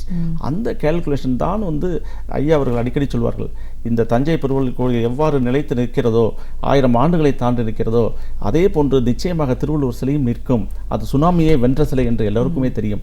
ஸோ என்ன காரணம் என்னவென்றால், அதற்கு உபயோகப்படுத்தப்பட்ட அந்த கணித நெறிமுறைகள் இது வந்து நம்மளுடைய பாரம்பரிய மரபு கட்டடக்கலைகளில் சொல்லப்பட்ட அந்த கூறுகள் தான் அவற்றிற்கு உபயோகப்படுத்தப்பட்டன. ஸோ எனவே இது காலத்தை வென்று நிற்பதற்கு காரணம் நமக்கு மரபு கட்டடக்கலையினுடைய கூறப்பட்ட மிக அரிய நுட்பமான இந்த கணித கூறுகளும் மற்றும் அதனுடைய அழகியலும் என்று நாம் வந்து அதை வந்து சொல்லலாமா. இது ஒரு காலகட்டத்தில் இப்போ வந்து நம்ம அதை ஒரு ஹெரிடிட்டரியாக பண்ணிட்டு இருந்த ஒரு நடைமுறை தான் முன்னாடி இருந்துச்சு அப்படின்னு சொல்லலாம். இது ஒரு அமைப்பினர் மட்டும்தான் இந்த சிலை வடிவமைப்பு, இதற்கான ஒரு இதை பற்றின ஒரு புரிதல் எல்லாம் அவங்களுக்கு மட்டும்தான் இருக்கும் அப்படிங்கிற ஒரு நிலை இருந்துச்சு. இன்னைக்கு வந்து கணபதி ஸ்தபதி அவர்கள் ஒரு பல்கலைக்கழகமாக இதை உருவாக்கணும் அப்படின்னும் போது இதை எல்லோருக்கும் கொண்டு போய் சேர்க்கணும் அப்படின்ற அவருடைய பார்வை புரியுது.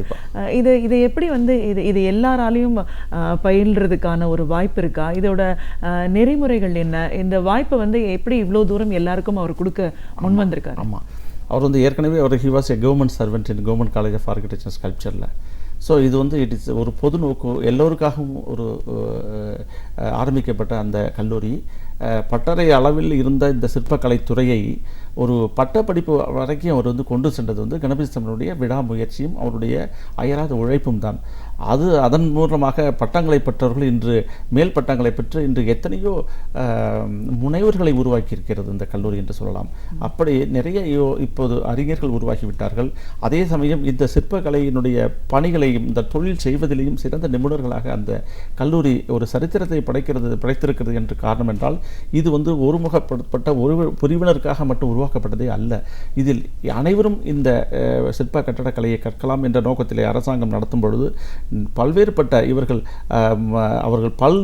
அவருடைய தந்தை வேறு பணியில் இருந்திருப்பார், அவருடைய குடும்ப பணி இதில் எல்லாம் இருந்திருக்கும். இப்படி பல பிரிவினர்கள் இங்கே வந்து இந்த கலையை வந்து கற்றுட்ருக்காங்கம்மா. அது மட்டும் இல்லை, நாங்கள் வந்து ஐயா சொல்லிட்டு போன அந்த வாஸ்துவேதிக் ட்ரஸ்ட் கூட இதில் வந்து ஜாதி மத இனம் எதுவுமே கலப்பாங்கள். இது வந்து ஒரு பரிபூர்ணமான ஒரு புனிதமான ஒரு அமைப்பாகத்தான் இது உருவாகணும். இதில் வந்து குறிப்பாக சொல்லப்போனால் அயல் நாட்டில் அதிகமாக இதில் ஈடுபட்டு இதில் வந்து நம்மளுடைய கலைகளை எல்லாம் கற்றுக்கிறது ரொம்ப ஆசையாக இருக்கிறாங்க. அதனால் கண்டிப்பாக எதிர்காலத்தில் வந்து இதுவும் ஒரு கணபதிஸ்தம்பனுடைய சொந்த விருப்பம். இது தன்னுடைய அமைப்பு, அதற்காகவே அவர் ஒரு 4 ஏக்கர்ஸ் லேண்டு அந்த மாதிரியான வசதிகள் எல்லாமே பண்ணிட்டு போயிருக்கிறாரு.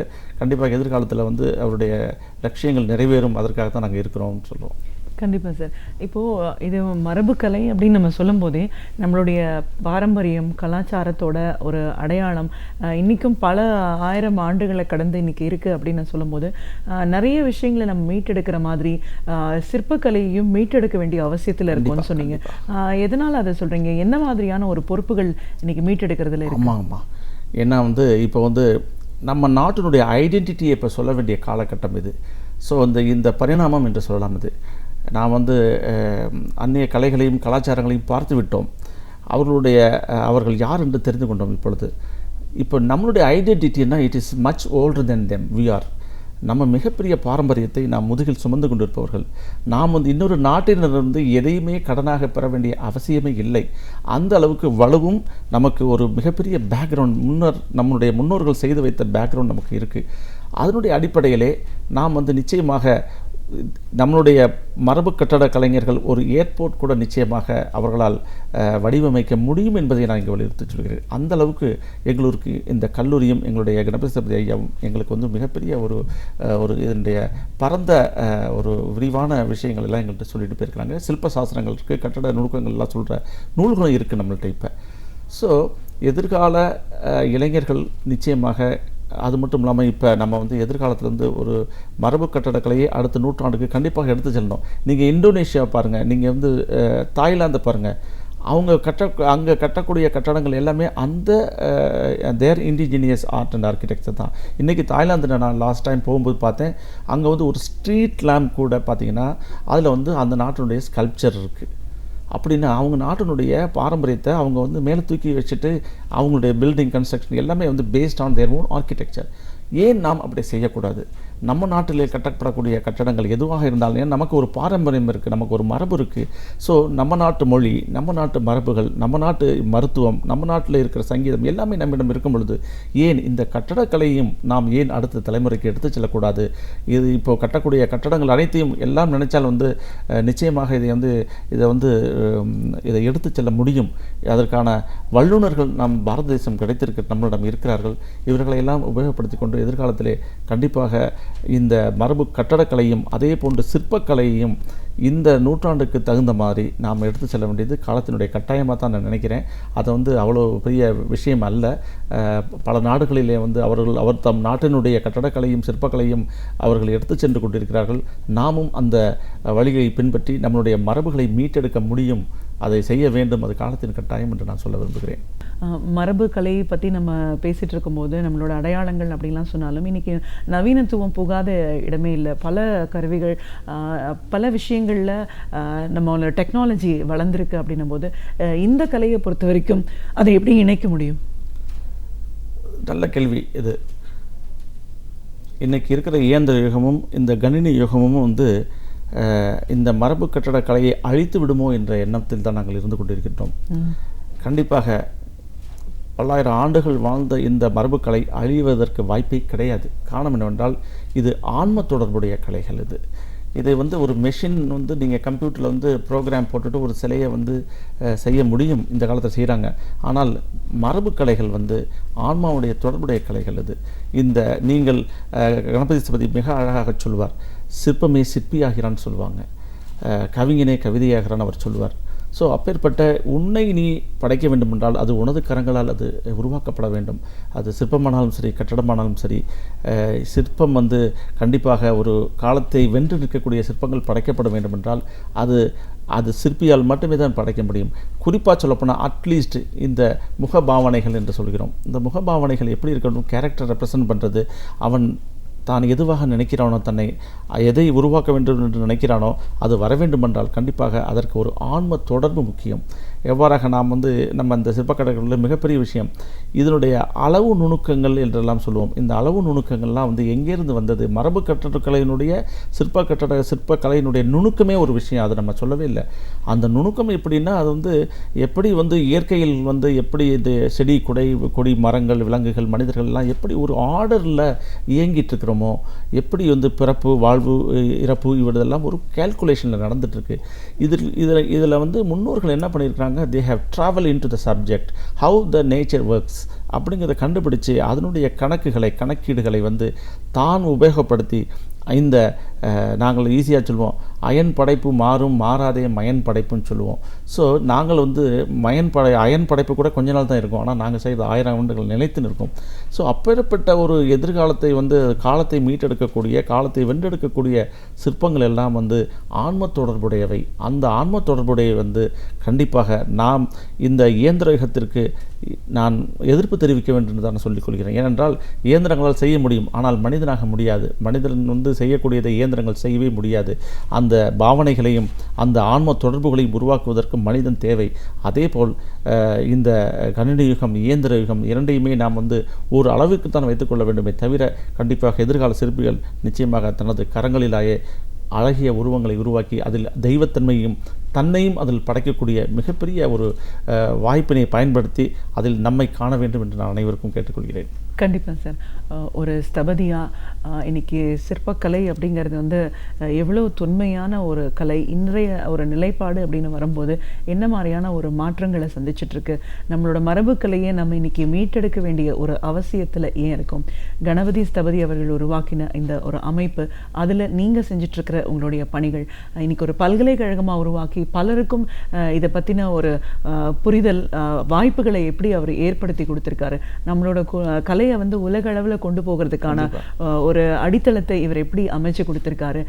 எதெல்லாம் எவ்வளோ நவீனத்துவம் வந்தாலும் நம்ம இயற்கையோடு ஒட்டி வாழ்கிற வாழ்வு தான் சிறப்புன்னு சொல்கிற மாதிரி இந்த கலைக்கும் ஒவ்வொரு கலைஞனும் சிற்பியும் இதை மனசில் வச்சு உருவாக வேண்டிய அவசியத்தில் ஏன் இருக்கான்னு பல கருத்துக்களை எங்களோட நீங்கள் முழுமையாக பகிர்ந்ததுக்கு நன்றி. ரொம்ப நன்றி.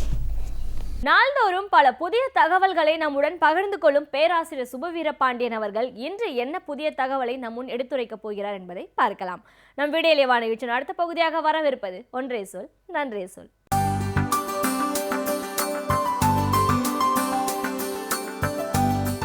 அனைவருக்கும் என் அன்பு வணக்கம். நம்முடைய பிள்ளைகளெல்லாம் வெளிநாடுகளுக்கு தங்களினுடைய கல்வி தகுதியால் திறமையால் சென்றிருக்கிறார்கள், அல்லது கல்வி தகைமையை வளர்த்து கொள்வதற்காக சென்றிருக்கிறார்கள், அங்கே தொழில் பார்ப்பதற்காக சென்றிருக்கிறார்கள், நிறைய பணத்தோடும் புகழோடும் வருவார்கள் என்பது மாதிரியான எண்ணம் இன்றைக்கு இந்தியா முழுவதும் இருக்கிறது. இப்போதுதான் அடுத்தடுத்த தலைமுறைகள் வெளிநாட்டு பயணங்களை மேற்கொண்டிருக்கிறார்கள். ஆனால் அங்கிருந்து வந்து கொண்டிருக்கிற செய்திகள் இங்கே இருக்கிற அல்லது ஆசியா முழுவதும் இருக்கிற சாதாரண குடும்பத்தை சார்ந்த பெற்றவர்களுக்கு சில நேரங்களில், அதுவும் அண்மை காலத்தில், ஒரு பேரிடியாக இறங்கி கொண்டிருக்கிறது. அமெரிக்காவிலே இந்திய நாட்டைச் சேர்ந்த இளைஞர்கள் அடுத்தடுத்து இந்த ஒரு மாதத்திற்குள் 3 பேர் சுட்டு கொல்லப்பட்டிருக்கிறார்கள் என்கிற செய்தி, நம் பிள்ளைகள் எல்லோரும் அங்கு இருக்கிறார்களே என்று கருதுகிற பெற்றோர்கள் ஒரு பக்கம் இருந்தாலும், யார் பிள்ளையாக இருந்தாலும் இப்படி இந்திய நாட்டு பிள்ளைகள் கொல்லப்படுகிறார்களே என்பதும், இந்திய நாட்டு பிள்ளைகளோ இல்லையோ மனிதர்கள் எந்த காரணமும் இல்லாமல் இன்னொரு மனிதர்களால் கொல்லப்படுகிறார்களே என்கிற ஒரு மிகப்பெரிய வேதனையும் நம்மை சூழ்ந்திருக்கிற நேரம் இது. அமெரிக்காவிலே அப்படி சுட்டு கொல்லப்படுகிறார்கள் என்றால் வேறு நாடுகளிலும் கூட இன்றைக்கு பாதுகாப்பற்ற நிலை நமக்கு ஏற்பட்டிருக்கிறது. இங்கிலாந்து என்பது அவர்களினுடைய காவல்துறைக்கு உலக புகழ்பெற்ற நாடு. அங்கே இருக்கிற அந்த அந்த காவல்துறை தான் இன்றைக்கும் கூட ஸ்காட்லாண்ட் யார்டு என்று சொன்னால் அது உலகத்திற்கே முதன்மையாக கருதப்படுகிற ஒரு காவல்துறை. ஆனால் இன்றைக்கு அங்கேயும் என்ன நடக்கிறது என்றால் ஆசியாவை சார்ந்த குடும்பங்களில் அடிக்கடி திருட்டு போகிறது என்று ஒரு செய்தி வருகிறது. அதுவும் நகைகள் திருடப்படுகின்றன. ஐரோப்பியர்களை பொறுத்தளவு நகை அணிந்து கொள்ளுகிற பழக்கம் அப்படி இல்லை. நம்முடைய இந்தியாவிலிருந்து போயிருக்கிறவர்களும் ஈழத்திலிருந்து போயிருக்கிற நம்முடைய மக்களும் தான் இந்த நகை அணியும் பழக்கம் கூடுதலாக உடையவர்கள். அது ஆசியாவில் இருக்கிற வேறு சில நாடுகளிலும் இருக்கிறது. அந்த வீடுகள் குறிவைத்து தாக்கப்படுகின்றன. அரசாங்கம் என்ன சொல்கிறது என்றால் அவர்கள் உலோகத்தை கண்டுபிடிக்கிற கருவிகளை மெட்டல் டிடெக்டர் வைத்திருக்கிறார்கள். எனவே நீங்கள் எங்கே பூட்டி வைத்தாலும் உடனே கண்டுபிடித்து விடுவார்கள். நீங்கள் 2 காரியங்களை செய்யுங்கள். வீடுகளில் அந்த சிசிடிவி என்று சொல்லுகிற கண்காணிப்பு கேமராக்களை பொருத்துங்கள். 2வது, எல்லா நகைகளையும் பொருள்களையும் நீங்கள் ஒரு லைசன்ஸ் எடுத்து, அதாவது இன்சூரன்ஸ் செய்து விடுங்கள் என்று சொல்லுகிறார்கள். எனவே போனதற்கு பிறகு நாங்கள் அதற்கான இழப்பு தொகை தர முடியுமே தவிர எல்லோரையும் கண்டுபிடித்து விட முடியாது என்று இங்கிலாந்து காவல்துறையே சொல்லுகிறது. ஒரு பாதுகாப்பற்ற தன்மை அங்கே வருகிறது. அங்காவது பொருள்களுக்குத்தான் பாதுகாப்பற்ற தன்மை இருக்கிறது. ஆனால் அமெரிக்காவில் இப்போது அண்மையில் நடந்த நிகழ்வுகளை பார்க்கிற போது உயிருக்கே பாதுகாப்பற்ற நிலை இருக்கிறது. 3 பேர் அடுத்தடுத்து இளைஞர்கள் எந்த காரணமும் இல்லாமல் வெறும் இன வெறி காரணமாக சுட்டு கொல்லப்பட்டிருக்கிறார்கள். எங்கள் நாட்டை விட்டு நீங்களெல்லாம் வெளியேறுங்கள் என்று சொல்லுகிற அந்த குரல் நம் காதுகளில் விழுகிறது. இந்த இனவாதம் இன்றைக்கு உலகம் முழுவதும் பரவி கொண்டிருக்கிறது. இந்த மண்ணில் எங்களுக்கு உரிமை உண்டு, இது எங்கள் மண் என்று சொல்வது எல்லா விதத்திலும் சரி. ஆனால் இந்த மண்ணில் எங்களுக்கு மட்டும்தான் உரிமை உண்டு, வந்திருக்கிறவர்கள் எல்லோரையும் விரட்டி விடுவோம் என்றால் கூட குற்றமில்லை, சுட்டு கொன்று விடுவோம் என்று சொல்லுகிற அளவுக்கு இன்றைக்கு நிறவெறி இனவாதம் அமெரிக்காவிலே தலை தூக்கி இருக்கிறது.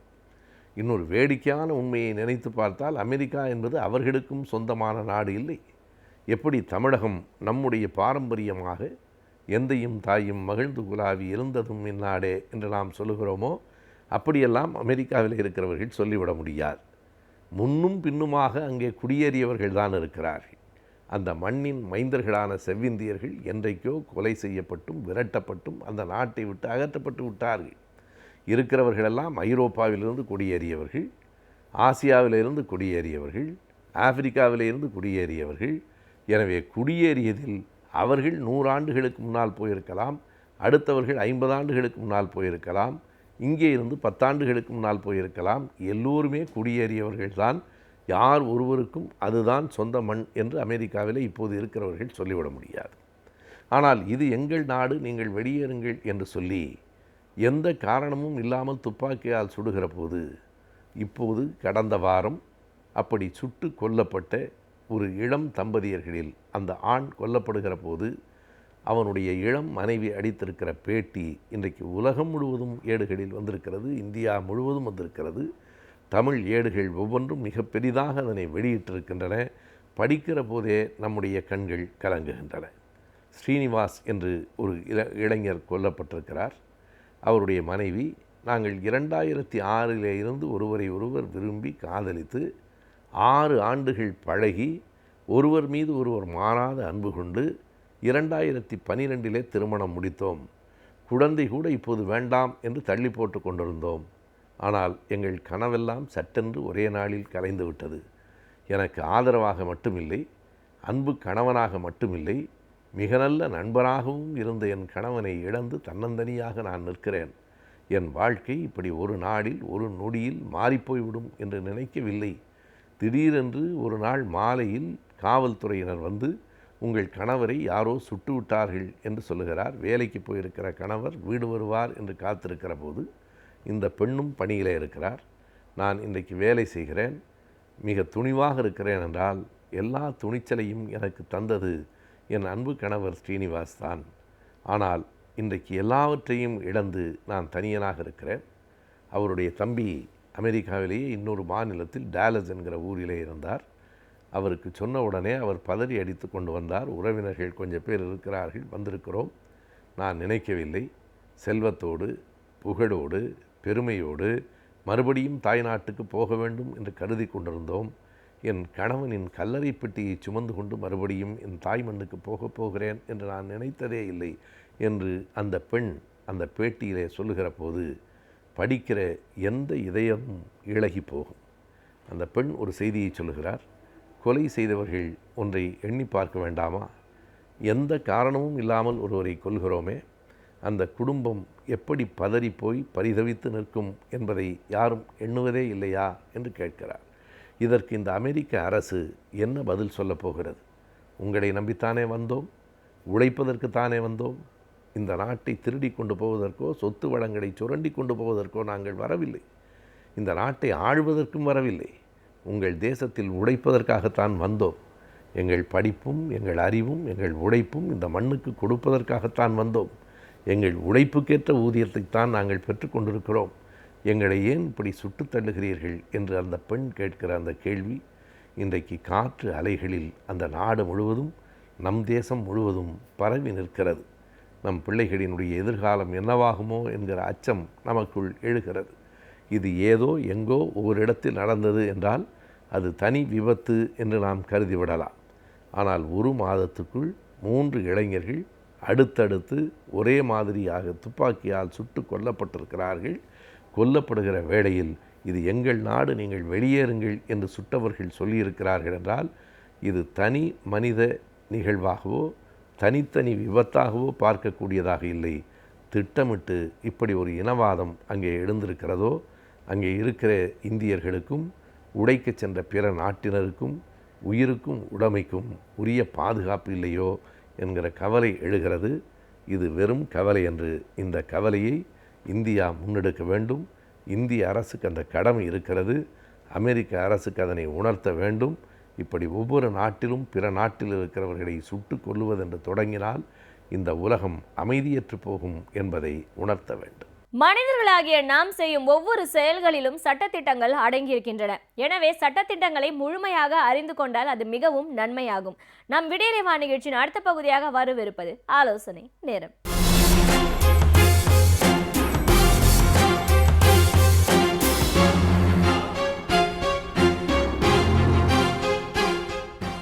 வணக்கம். இன்றைய ஆலோசனை நேரத்தில் நாம் பேச போகிற ஒரு முக்கியமான விஷயம் என்னென்னா, தமிழ்நாடு திருமண பதிவு சட்டம். அதனால் திருமண பதிவு சட்டம் தமிழ்நாட்டுக்கு மட்டும் இந்திய அளவில் இல்லையா அப்படின்னு கூட நினைக்கலாம். ஆனால் தமிழ்நாட்டில் இருக்கக்கூடிய பல பெண்கள் திருமணம் செய்து கொண்ட பிறகு அவர்களது கணவரது இறப்புக்கு பிறகு தங்களுடைய பணி பயன்களை எல்லாம் பெறதுக்கு அல்லது ஓய்வூதியம் வாங்குவதற்கு அந்த மாதிரி விஷயங்களில் அல்லது வேலை வாங்குவதற்கு, அது கம்பேஷனேட் அப்பாயின்மெண்ட் என்று சொல்லுவார்கள், அந்த மாதிரியான வேலையை வாங்கிறதுக்கு அப்படின்னு வருகிற பொழுது நீங்கள் பார்த்தீங்கன்னா 2 பேர் வந்து நிற்பாங்க. நான் தான் ஒய்ஃபும்பாங்க, இந்தம்மா நான் தான் ஒய்ஃபுங்கப்பாங்க. என்னன்னு கேட்டால் 2 பேர்கிட்டையுமே அவர் வாழ்ந்திருப்பார், அதிலெல்லாம் ஒன்றும் பொய் இருக்காது. ஆனால் என்ன விஷயம்னா யார் மனைவி யார் வந்து 2வது மனைவி அப்படின்னு தெரியாது. 2வது மனைவி இல்லைல்ல என்னோட அதுக்கு முன்னாடியே வாழ்ந்தாருமாங்க, இந்தம்மா அதுக்கு முன்னாடி வாழ்ந்தாங்கம்பாங்க. ஆனால் இதில் என்ன அடிப்படையான விஷயம்னா திருமணத்தை பதிவு செய்ய வேண்டியது ரொம்ப அவசியம் அப்படின்னா அந்த மாதிரி டைமில் தான் நினச்சது. அது மட்டும் இல்லாமல் ஒரே ஆள் 4 இடங்களில் சென்னையில் இருக்கக்கூடிய 4 பகுதிகளில் இருக்கக்கூடிய பெண்களை திருமணம் செய்து கொள்வதும் அந்த அடிப்படையில் வந்து 4 பேருக்கு இவர் ஒருவர் கணவராக இருப்பார். ஸோ இந்த மாதிரியான அதாவது திருட்டுத்தனமான வேலைகள் 2, 3வது கல்யாணங்கள்லாம் பண்ணிக்கிறதையெல்லாம் தடுக்கிறதுக்காகவும் திருமண பதிவை கட்டாயமாக்க வேண்டும் என்று தமிழ்நாடு அரசு நினச்சது. அந்த அடிப்படையில் தான் இந்த தமிழ்நாடு திருமண பதிவு சட்டம் வந்தது. அப்போ வேறு எந்த திருமணத்துலேயுமே வந்து திருமண பதிவு சட்டம் இல்லையா அப்படின்னு கேட்டிங்கன்னா எல்லா திருமணங்கள், இப்போது திருமணம் போன்ற விஷயங்களில் தனியான ஒரு சட்டம் வந்து எல்லாருக்கும் கிடையாது. இப்போது நான் ஹிந்துவாக இருந்தால் ஹிந்து திருமண சட்டத்தின் அடிப்படையில் தான் திருமணம் நடைபெற வேண்டும். அவர் இஸ்லாமியராக இருந்தால் இஸ்லாமியர்களுக்கு இருக்கக்கூடிய மத வழிபாட்டு நம்பிக்கைகளுக்கு ஏற்ப தொகுக்கப்பட்டிருக்கக்கூடிய திருமண முறைகளை அவர் பின்பற்ற வேண்டும். அதே போல் கிறிஸ்தவர்களாக இருந்தால் கிறிஸ்தவன் மேரேஜ் ஆக்ட் என்று சொல்லுவார்கள், அதன் கீழே கொண்டு வரணும். அப்போ இவங்க எல்லாம் அதில் கல்யாணம் பண்ணினாலும் அதுலேயும் நீங்கள் வந்து போய் ரெஜிஸ்டர் பண்ண முடியும். கல்யாணம் பண்ணினதுக்கப்புறமா போய் ரெஜிஸ்டர் பண்ண முடியும். இப்போல்லாம் நார்மலாகவே வந்து இந்த வெளிநாட்டுக்கு மாப்பிள்ளைகளை பிடிக்கிறாங்க பாருங்கள், அந்த பெற்றோர் என்ன பண்ணிடுறாங்க, உடனடியாக கல்யாணம் முடிஞ்சு அடுத்த நாளோ அல்லது அன்னைக்கே கூட ரெஜிஸ்டர் ஆஃபீஸ்க்கு போய் பதிவு பண்ணிட்டு வந்துடுவாங்க. ஏன்னா அந்த பதிவு இருந்தால் தான் வெளிநாட்டுக்கு போக முடியும். தன் பொண்ணு வெளிநாட்டுக்கு போகணுங்கிறதுக்காக பதிவு பண்ண ரெடியாக இருக்கிற தகப்பன்மார், தாய்மார் இவங்க யாருமே சாதாரணமாக கல்யாணங்களை பதிவு செய்யறதுக்கு தயாராக இல்லை. அப்போ தான் இந்த தமிழ்நாடு ரெஜிஸ்ட்ரேஷன் ஆக்டுங்கிறது ஒரு கம்பல்சரி ஆக்டாக கொண்டு வந்தாங்க. கட்டாயமாக ஒவ்வொருவரும் இந்த திருமணத்தை பதிவு செய்யணும். சரி, எங்கள் அம்மாவுக்கு கல்யாணம் ஆகி 40 வருஷம் ஆயிடுச்சே மேடம், இப்போ அது பதிவு பண்ணலாமா, பதிவு பண்ண முடியுமா, ஏன் அந்த 40 வருஷமாக எங்கள் அம்மாவுடைய கல்யாணம் செல்லலையா அப்படின்னு கூட நீங்கள் கேட்கலாம். 40 வருஷமாக அது செல்லுன திருமணமாக இருந்தால் செல்லுகிற ஒரு விஷயந்தான். அது என்ன செல்லுன திருமணம் அப்படின்னா எப்படி வேலிடான மேரேஜா அப்படின்னு கேட்டிங்கன்னா, அப்போ தான் திருமணம் புரிவதில் இருக்கக்கூடிய ஒரு முக்கியமான விஷயம் எது வேலிட் மேரேஜ் அப்படிங்கிற ஒரு அடிப்படையான விஷயம். இப்போ ஹிந்துக்கள்னு வச்சுக்கோங்களேன், அவங்க வந்து நீங்கள் பார்த்துருப்பீங்க கல்யாணம் எல்லாம், அதாவது மரபு முறைப்படி சடங்குகளோடு நடைபெறுகிற திருமணத்தில் பார்த்தீங்கன்னா 2 பேருமா வந்து அங்கே வந்து அக்னி இருக்கும். அந்த அக்னியை வந்து 7 ஸ்டெப்ஸ் எடுத்து வச்சு 7 அடிகள் எடுத்து வச்சு அப்புறம் வந்து மாலையை மாற்றி தாலி கட்டி அம்மி மிதித்து அருந்ததி பார்த்து இந்த மாதிரி எல்லாம் விஷயங்கள் பகல்லையே காட்டுவார். உங்களுக்கு நட்சத்திரம் தெரியுதா, அருந்ததி தெரியுதானா, ஆமாம் ஆமாம் அப்படின்னு தலையாட்டுவாங்க, பூம் பூம் மாடு மாதிரி. ஆனால் அது வந்து ஐதீகம் அப்படிங்கிற அடிப்படையில் செல்லப்படுகிற ஒரு விஷயம். இது வந்து பொதுவான ஹிந்துக்கள் பழக்கம் பட்டு நடத்தப்படுகிற ஒரு விஷயம். அப்போ அந்த ஏற்றுக்கொள்கிறது சட்டம். அதே போல் சில பேர் என்னென்னா இப்போ வந்து சுயமரியாதை திருமணம்ங்கிற முறையில் அப்படியெல்லாம் போய் ஒரு குறிப்பிட்ட சாதியினரை முன்னாடி வச்சு அகிரிக்க முன்னாடி தான் கல்யாணம் பண்ணணுமா, ஒரு ஆணும் பெண்ணும் சேர்ந்து வாழ்ந்தாலே அது திருமணத்திற்கு ஒப்பாகும். அது வந்து நாங்கள் வாழ்க்கை துணை நல ஒப்பந்தம் அப்படின்னு போட்டு அது வந்து 4 பெரியவர்களை அழைத்து வைத்து அவர்கள் முன்னாலே படித்து மாலை மாற்றி கொண்டாலே அது கல்யாணம் தானே, எதுக்கு 7 அடி எடுத்து வைக்கணும், 8வது அடி வச்சா வாண்டானுமா அப்படின்னு பேசக்கூடிய ஒரு விஷயமும் நம்முடைய தமிழ்நாட்டிலே பழக்கத்தில் இருக்கிற. இப்பொழுது வந்து நிறைய இளைஞர்கள் கூட என்ன நினைக்கிறாங்கன்னா, சுயமரியாதையில் திருமணம் பண்ணிக்கலாம், ஏன்னா அதில் வந்து ரொம்ப செலவெல்லாம் கிடையாது, கல்யாண மண்டபம் பிடிச்சி இத்தனை பேருக்கு போட்டு இவ்வளவு நகை வாங்கி சீரு வாங்கி சிறப்பு வாங்கின்னு வரதட்சணைக்கெல்லாம் அடித்தளம் கோலுகின்ற இந்த சடங்கு திருமணங்களை விட்டு சுயமரியாதை திருமணம் பண்ணிட்டா என்ன, அப்போ அந்த முறையில் திருமணம் அப்படிங்கிறாங்க. அதே போல் இன்னொரு ஹிந்து திருமணங்களாக இருந்தால் சர்ச்சில் வச்சு ஃபாதருக்கு முன்னாடி திருமணங்கள், மோதிரம் மாற்றுவது அல்லது யாருக்காவது அப்ஜெக்ஷன் இருக்கான்னு கேட்குறது, நம்ம தான் படமெல்லாம் பார்த்துருக்குமே விண்ணை தாண்டி வருவாயை போல். அப்போ அந்த மாதிரியான திருமணம். இஸ்லாமியர்களுக்கு 2 இடத்துல பெண் ஒரு பக்கம் ஆண் ஒரு பக்கமாக இருந்து அந்த ஒப்பந்தத்திலே கையெழுத்திடுகிற நிகழ்வு என்பது நடைபெறும். இதுதான் வேலிட் மேரேஜ். ஆனால் தமிழ்நாட்டு திருமண பதிவு சட்டம் என்ன சொல்லுதுன்னு நீங்கள் கேட்டிங்கன்னா, அந்த செல்லுகிற திருமணத்தை நீங்கள் பதிவு செய்யணும். அதுவே வந்து வேலிட் தானே. எதுக்காக பதிவு செய்யணும்னா, பதிவு செய்வது என்பது திருமணம் நடைபெற்றதற்கான உத்தரவாத சான்றிதழ். இதை தாண்டி ஒருவர் திருமணம் செய்தால் மனைவி உயிரோடு இருக்கும்போதோ அல்லது கணவன் உயிரோடு இருக்கும்போதோ மனைவியோ கணவனோ மாறி திருமணம் செஞ்சாங்கன்னா அதெல்லாம் தப்புன்னு சட்டம் சொல்லுது. அதுக்கு 7 வருஷம் வரைக்கும் உள்ளே போவேன்னு வந்து இந்திய தண்டனை சட்டம் சொல்லுகிறது. ஆனால் தமிழ்நாடு சட்டத்தை பொறுத்த வரைக்கும் நீங்கள் என்னன்னு கேட்டிங்கன்னா, நீங்கள் எந்த பிரிவினராக வேண்டுமானாலும் இருக்கலாம். நீங்கள் கல்யாணம் பண்ணியிருந்தால் நீங்கள் 40 வருஷம் கழிச்சு, அப்போவே ஒரு கேள்வி கேட்டாங்க பாருங்கள், 40 வருஷம்னு, 40 வருஷம் கழித்து கூட நீங்கள் ரெஜிஸ்டர் பண்ணலாம். சரி, இப்போ கல்யாணம் ஆயிடுச்சு, கல்யாணம் ஆன உடனே ரெஜிஸ்டர் பண்ணணும் அப்படின்னு சட்டம் சொல்லுது. சமீபத்தில் இப்போ நேற்று ஒரு கல்யாணம் பண்ணுறாங்கன்னு வச்சுக்கோங்களேன், கரெக்டாக 90 நாளைக்குள்ளர இந்த திருமணத்தை நீங்கள் பதிவு செய்யணும். சரி, பதிவு செய்கிறதுனா எப்படி மேடம்? பதிவு செய்கிறதுனா உங்களுடைய ஐடென்டிட்டி வேணும்.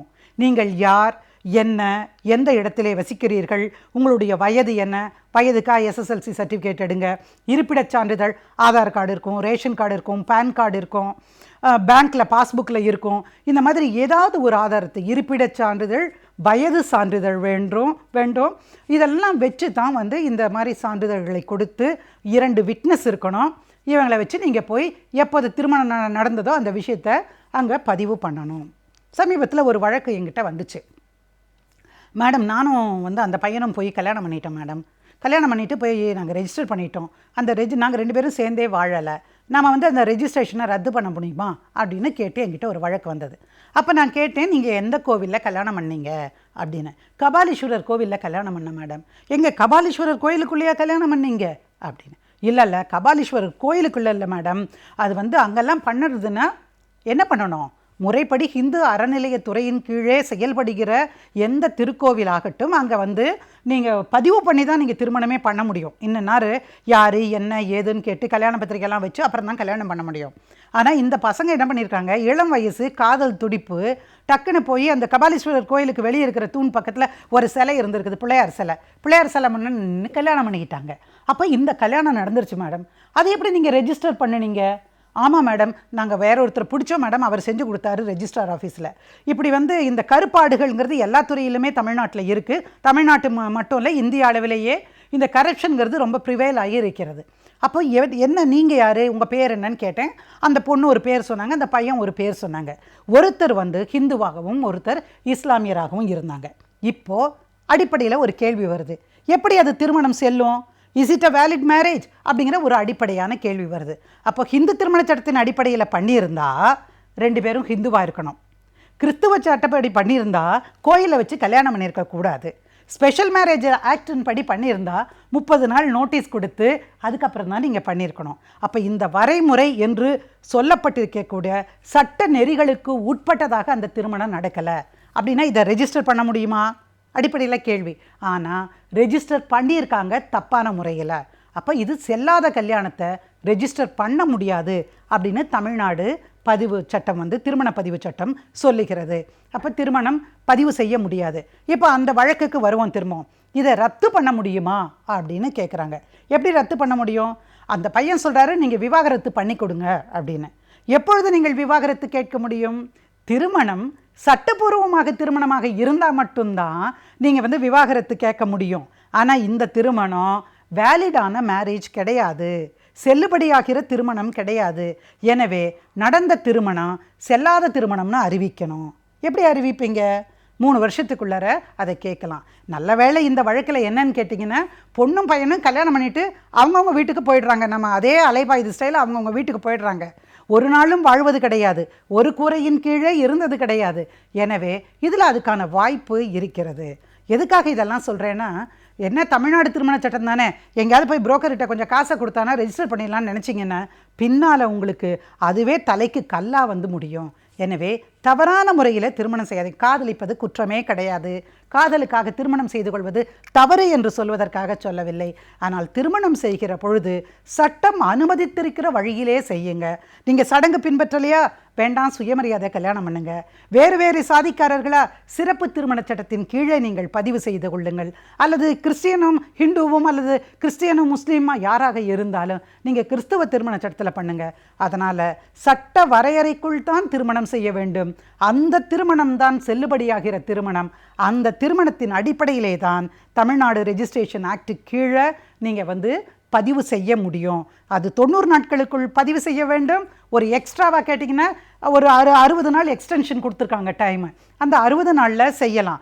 செஞ்சு தப்பான விவரங்களை கொடுத்தீங்கன்னா அபராதம் கட்டணும் அல்லது 1 மாதம் ஜெயிலுக்கு போகணும். அது வந்து மிக மிக மோசமான அளவில் வந்து ரெஜிஸ்ட்ரேஷனையே திருத்தி ஏதாவது யூஸ் பண்ணிங்க 2 வருஷ தண்டனை, கூடவே 2000 ரூபாய் அபராதம். அதனால் தப்பு பண்ணாமல் முறையாக திருமணம் செய்து கொண்டு இனிதாக வாழ என் நெஞ்சம் நிறைந்த வாழ்த்துக்கள். மனிதர்களாகிய நாம் நாளுக்கு நாள் பலவிதமான மன உளைச்சல்களுக்கு ஆளாகின்றோம். எனவே இவற்றிலிருந்து நம் மனதை எவ்வாறு தெளிவாக வைத்திருக்கலாம் என்பதை பற்றி நம்மிடையே பகிர்ந்து கொள்ள வருகிறார் டாக்டர் பதூர் மொய்தீன் அவர்கள். நம் விடியலேவா நிகழ்ச்சியின் அடுத்த பகுதியாக வரவிருப்பது மனமே மனமே.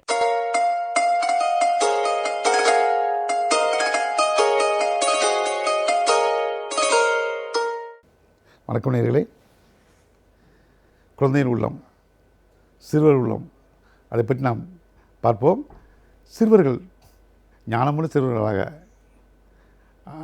விலை மதிப்பற்ற ஒரு குழந்தையாக, நாட்டுக்கு அர்ப்பணி செய்கின்ற, நாட்டுக்கு நன்மை பயக்கின்ற ஒரு ப்ரொடக்டிவ் குழந்தையாக நாம் பெற வேண்டும் என்பதுதான் ஒவ்வொரு தாயினுடைய கனவாக இருக்க முடியும்.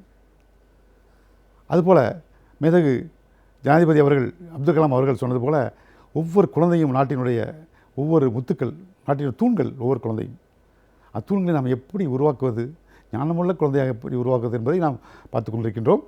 அதை பற்றி நாம் தொடர்ச்சியாக பார்ப்போம்.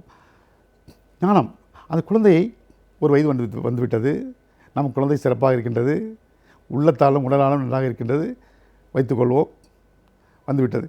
மேற்கொண்டு என்ன செய்ய வேண்டும் என்றால், அதாவது குழந்தை 1.25 வயது வந்துவிட்டது. 1.25 வயதில் குழந்தை பொதுவாக குழந்தை எடுத்துள்ள சிறுநீர் கழிக்கும் படுக்கையில் குழந்தைகள் சிறுநீர் கழிப்பது என்பது சாதாரண ஒன்று. அது ஒன்று அது இயற்கையாக அமையப்பட்டது. நான் இயற்கைக்கு மாற நாம் எதுவும் சொல்ல முடியாது. இயற்கையாக அமையப்பட்டது. ஒருவேளை 1.5 வயதுக்குள் அதை கட்டுப்படுத்த வேண்டும். 1.5 வயதுக்குள் அந்த குழந்தை படுக்கையில் சிறுநீர் கழிப்பதை நிறுத்திவிட வேண்டும். ஒருவேளை நிறுத்தவில்லை என்றால் வைத்துக்கொள்வோம், நிறுத்தவில்லை, ஒரு 3 வயது வருகின்றது, பரவாயில்ல, விட்டுடலாம். 3 வயதுக்கு மேலும் அந்த குழந்தை படுக்கையில் சிறுநீர் கழிப்பதை தொடர்ச்சியானால் அந்த குழந்தையை நாம் உடனே மருத்துவரிடம் கண்காணிக்க வேண்டும், மருத்துவர் காண்பிக்க வேண்டும். இது ஒரு சாதாரண விஷயம் அல்ல. நமக்கெல்லாம் தெரிந்தது, அக்கம் பக்கத்தில் சொல்வார்கள், நான் அப்படி தான் இருந்தேன், எங்கள் வீட்டில் அப்படி தான் இருந்தாங்க, என்னுடைய வீட்டில் அப்படி தான் இருந்தாங்க, போக போக சரியாக போயிட்டது, இப்போ நான் நின்று போச்சேன்னு சொல்வார்கள். சிறுநீரை நிறுத்துவது பெரியதில்லை. அது உன்னுடைய அறிகுறி. எதனுடைய அறிகுறி என்றால், அந்த குழந்தைக்கு மனதளவில் ஏதோ ஒரு காயம் இருக்கின்றது, ஒரு சங்குடம் இருக்கின்றது என்ற அர்த்தம். சிறுநீர் நிறுத்துவது பெரிதில்லை. நாம் அது வயது வரும்போது அவங்களே தெரிந்துவிடும், நாம் இருப்பது சரியில்லை என்று அவர் நிறுத்தி விடுவார்கள், கட்டுப்படுத்துவார்கள். இன்று கூட 20 வயது இளைஞனுக்கு சிறுநீர் கழிக்கின்றான் படுக்கையில், எப்போவாது ஒரு முறை. அது குழந்தை காலத்தில் அதை பெற்றோர்கள் கண்டு கொள்ளாதனால், அதை எளிதாக விட்டதனால் வந்த பிரச்சனை தான் இன்று.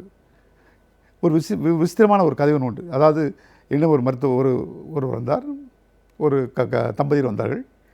வந்து அந்த அம்மா வந்து ஒரு பெரிய கல்லூரியில் பேராசிரியராக இருக்கின்றார்கள். தந்தை வந்து பிரபலமிக்க ஒரு வக்கீல், வழக்கறிஞராக இருக்கின்றார். இருவரும் வந்தார்கள். அவர்களுடைய குழந்தையை கூட்டு வந்தார்கள். பையன் ஒரு 10 வயது பையன். அவங்க கூறுகின்றார்கள் என்றால், இதுபோல தான் சிறுநீர் கழிக்கின்றான் என்று கூறினார்கள். நானும் அதுக்கு அந்த குழந்தையை பற்றி நான் பேசிக் கொண்டிருக்கின்றேன். பொதுவாக நம்முடைய பெற்றோர்கள் என்ன நினைக்கின்றார்கள் என்றால், மருத்துவரிடம் வந்தவுடன், சரி மருத்துவம் போகின்றோம், வந்த உடனே சொல்லிவிடணும் என்று நினைக்கின்றார்கள். என்ன ஏது நல்லாயிடணும், ஒரே கவுன்சிலிங் போதும் என்று நினைக்கின்றார்கள். குழந்தைகளுக்கு கவுன்சிலிங் என்பது மிக குறைவு. குழந்தைகளை ஏற்றுக்கொள்ளக்கூடிய வயது அல்ல. குழந்தைகள் பொதுவாக மருந்துகள், ட்ரைனிங் இவைகள் மூலமாக தான் நாம் அதை சரி கொண்டு வர முடியும். குழந்தைகளுக்கு பேசலாம், பெரியவர்கள் அல்ல. பெரியவர்கள் நாம் நாம் கவுன்சிலிங் கொடுத்தால் கேட்டுக்கொண்டோம் என்றால், நாம் எத்தனை பேரோட கவுன்சிலிங் நாம் கேட்டுக்கொண்டிருக்கோம். நம்ம யோசித்து பாருங்கள், இத்தனை பேர் நமக்கு அட்வைஸ் பண்ணுகின்றார்கள். நம்ம எவ்வளோ எடுத்துக்கொள்ளணும் அதில்? நாமே அப்படி எடுத்துக்கொள்ளும் போது குழந்தைகளுக்கு எப்படி தெரியும்? குழந்தைகள் ஒரு விளையாட்டு வயது அது. குழந்தைகளுக்கு பெற்றோர் என்ன நினைக்கின்றார்கள், அது கொண்டு போனால் டாக்டரை பார்த்தாச்சு, அந்த உடனே நல்லாயிடணும், உடனே சொல்லுங்கள் டாக்டர். அப்படி அல்ல. குழந்தைகளை பொறுத்த வரைக்கும் ஒரு பிரச்சனை இல்லை, பல பிரச்சனைகளுடைய ஒட்டுமொத்த உருவம் தான் அதனுடைய பிரச்சனை. ஆகவே பல கோணங்களிலிருந்து நாம் சேகரிக்க வேண்டும். ஒரு கோணத்தில் மட்டுமல்ல. ஒரு குழந்தை வீட்டில் அழிச்சாடி செய்யலாம், அகலம் பண்ணலாம். பள்ளியில் அமைதியாக இருக்கும் குழந்தை, சமூகத்தில் அமைதியாக இருக்கும். வீட்டில் மட்டும்தான் அந்த குழந்தை அகலை பண்ணும். சில குழந்தை வீட்டில் நன்றாக இருக்கும், பள்ளியில் அகலை பண்ணும். ஸோ குழந்தைக்கு இடங்கள் மாறுபடும். ஆகவே நாம் ஒரு இதை மட்டும் வைத்து நாம் குழந்தையை நாம் கணிக்க முடியாது. பல கோணங்களில் நாம் அதாவது செய்திகளை சேகரித்து, பள்ளியிலிருந்து, பெற்றோரிடமிருந்து, அவருடைய சொந்தத்திலிருந்து சேகரித்து, இத்தனையும் நாம் சேகரித்தான் அவர் முடிக்க வர வேண்டும். இது வருவதற்கு சில காலதாமதங்கள் ஆகத்தான் செய்யும். ஒரு 4-5 முறை ஆகும். ஆனால் பெற்றோர்கள் அவசரப்படுகின்றார்கள். அந்தளவுக்கு பெற்றோர்களுக்கு பொறுமை இல்லை. நாம் அப்படி எப்படி உடனே கண்டுபிடிக்க முடியும்? ஸோ இத்தனை செய்திகளை நாம் சேகரித்த பின்பு தான் நாம் அதை கண்டுகொள்ள முடியும். ஆகவே இது மந்திரத்தில் வாங்க படிப்பதல்ல. பெற்றோர்களை யோசிக்க வேண்டும், புரிந்து கொள்ள வேண்டும். நாம் மருத்துவம் செல்ல வேண்டால் நாம் அவசரப்படக்கூடாது. மனநல மருத்துவரிடம், குழந்தை நல மருத்துவரிடம், குழந்தைகள் மனநல மருத்துவரிடம் செல்லும்பொழுது சிறிது பொறுமையாக இருக்க வேண்டும். நாம் நம் குழந்தைகளுக்கு கற்றுக் கொடுக்க வேண்டும், ஒரு மாடலாக இருக்க வேண்டும். நாமே பொறுமை இல்லாமல் இருந்தால் குழந்தைகள் எப்படி பொறுமையாக இருக்கும்? குழந்தைகளுக்கு இன்றைய உலகத்தில் குழந்தைகளுடைய பிரச்சனை இந்த ஆங்ஸைட்டி தான், அவசரம்தான். குழந்தைகள் ஏன் பெற்றோர்களிடம் இல்லாதது? பெற்றோர்கள் தான் குழந்தைகளுடைய அதாவது கண்ணாடி சொல்வார்கள். நீ எப்படி இருக்க வேண்டும், நீ எப்படி இருக்கின்றாய் என்று பார்க்க வேணால் நீ உன் குழந்தைகளை பார் என்று ஒரு ஞானி சொல்கின்றார். நீ எப்படி என்று உன்னை தெரிந்து கொள்ள வேண்டும் என்றால் உன் குழந்தைகளை பார். குழந்தைகள் தான் நம்முடைய கண்ணாடி, பிம்பம். ஆகவே குழந்தைகளை நாம் திட்டுவதோ, குழந்தைகளை நாம் அவசரப்படுத்துவதோ நல்லதல்ல. குழந்தைகளுக்கு பொறுமையை கற்றுக்கொள்ள வேண்டும், நிதானத்தை கற்றுக் கொடுக்க வேண்டும், தோல்வியிலிருந்து எப்படி நாம் மீள்வது என்பதை கற்றுக் கொடுக்க வேண்டும், தோல்வியை தாங்கக்கூடிய இதை நாம் கற்றுக் கொடுக்க வேண்டும். நாம் தோல்வியே இருக்கக்கூடாதுன்னு நினைக்கக்கூடாது. தோல்வியையும் தாங்கக்கூடியதை கற்றுக் கொடுக்க வேண்டும், பொறுமையை கற்றுக் கொடுக்க வேண்டும், நிதானத்தை கற்றுக் கொடுக்க வேண்டும், ஏமாற்றங்களை ஏமாற்றம் வந்துவிட்டால் அதை எப்படி சமாளிப்பது என்பது அதை கற்றுக் கொடுக்க வேண்டும். நாம் குழந்தைகளுக்கு எதுவும் செய்வதில்லை, நாமே செய்வதில்லை, அவசரப்படுகின்றோம். குழந்தை எப்படி அவசரப்படாமல் இருக்கும்? ஆகவே நாம் குழந்தைகளுக்கு அவசரப்படாமல், ஒரு இடத்துக்கு போகிறோம், டிக்கெட் கிடைக்கல, நம்ம அவசரப்படுகின்றோம், கிடைக்கவில்லை, திரும்பி வருவதற்கு நாம் குழந்தைகளுக்கு கற்றுக் கொடுக்க வேண்டும். இந்த மாதிரி ஆகலாம், அதை நாம் பொறுமையாக ஏற்றுக்கொள்ள வேண்டும் என்று குழந்தைகள் ஒவ்வொரு கட்டத்திலும் தோல்வியை கற்றுக் கொடுக்க வேண்டும், தோல்வியிலிருந்து மீள்வதை கற்றுக் கொடுக்க வேண்டும். எல்லாம் வெற்றி என்று இருக்க முடியாது. குழந்தைகள் வெற்றியை மட்டும் நம்ம கற்றுக் கொடுத்தோம் என்றால் தோல்வியை தாங்கக்கூடிய சக்தி இல்லாமல் தான் இன்று குழந்தைகள் எல்லாம், அதாவது டீனேஜ் சூசைட், தற்கொலை நடக்கின்றது. எங்கே பார்த்தாலும் தற்கொலை, டீனேஜ் சூசைடு தான் அதிகமாக இருக்கின்றது இன்று. காரணம், தோல்வியை தாங்கக்கூடிய சக்தி இல்லை அவர்களுக்கு. தோல்வியை தாங்குவதற்கு கற்றுக் கொடுக்க வேண்டும். பாடத்தில், கல்வியில் தோல்வி, காதலில் தோல்வி, வியாபாரத்தில் தோல்வி, தோல்விகளை தாங்கக்கூடிய சக்தியை நாம் குழந்தைகளை கற்றுக் கொடுக்க வேண்டும். நாம் அது செய்வது இல்லாமல் நாம் மருத்துவர் வந்தவுடன் சொல்லிவிட வேண்டும் என்று ஆசைப்படுகின்றோம். முடியுமா? சில பெற்றோர்களுக்கு சொன்னால் போதும் உடனே கோச்சிக்கிடுவாங்க, ஏன் டாக்டர் சொல்லிட்டீங்க அப்படின்னு, என் குழந்தை நல்லா தான் இருக்கின்றது என்று. இதுக்காகவே பொதுவாக மருத்துவர்கள் சொல்வது தயங்குகின்றார்கள். அந்த குழந்தையை ஒரு குறை கண்டுபிடித்து விட்டால், குழந்தைக்கு குறை இருக்கின்றது, மருத்துவர் கண்டுபிடித்து விட்டார், இந்த குறை இருக்குது என்பதை சொல்வதற்கே தயங்க வேண்டியதாக நிலைமை இருக்கின்றது. சொன்னால் அவர்கள் ஏற்றுக்கொள்வதில்லை. என் குழந்தை நல்லா தான் இருக்குது டாக்டர் தான் தப்பாக சொல்கிறார், நீ நல்லா பாருங்கள் டாக்டர், நீங்கள் 100 வாட்டி பாருங்கள் சார், நல்லா அதை பாருங்கள் சார், இதை பாருங்கள் சார், என் குழந்தை நல்லா தானே இருக்குது சார், நீங்கள் என்ன இப்படி சொல்கிறீங்க? ஏற்றுக்கொள்ள மாட்டார்கள். அவருடைய நிலைமை, அவருடைய மனநலம் அப்படி இருக்கின்றது.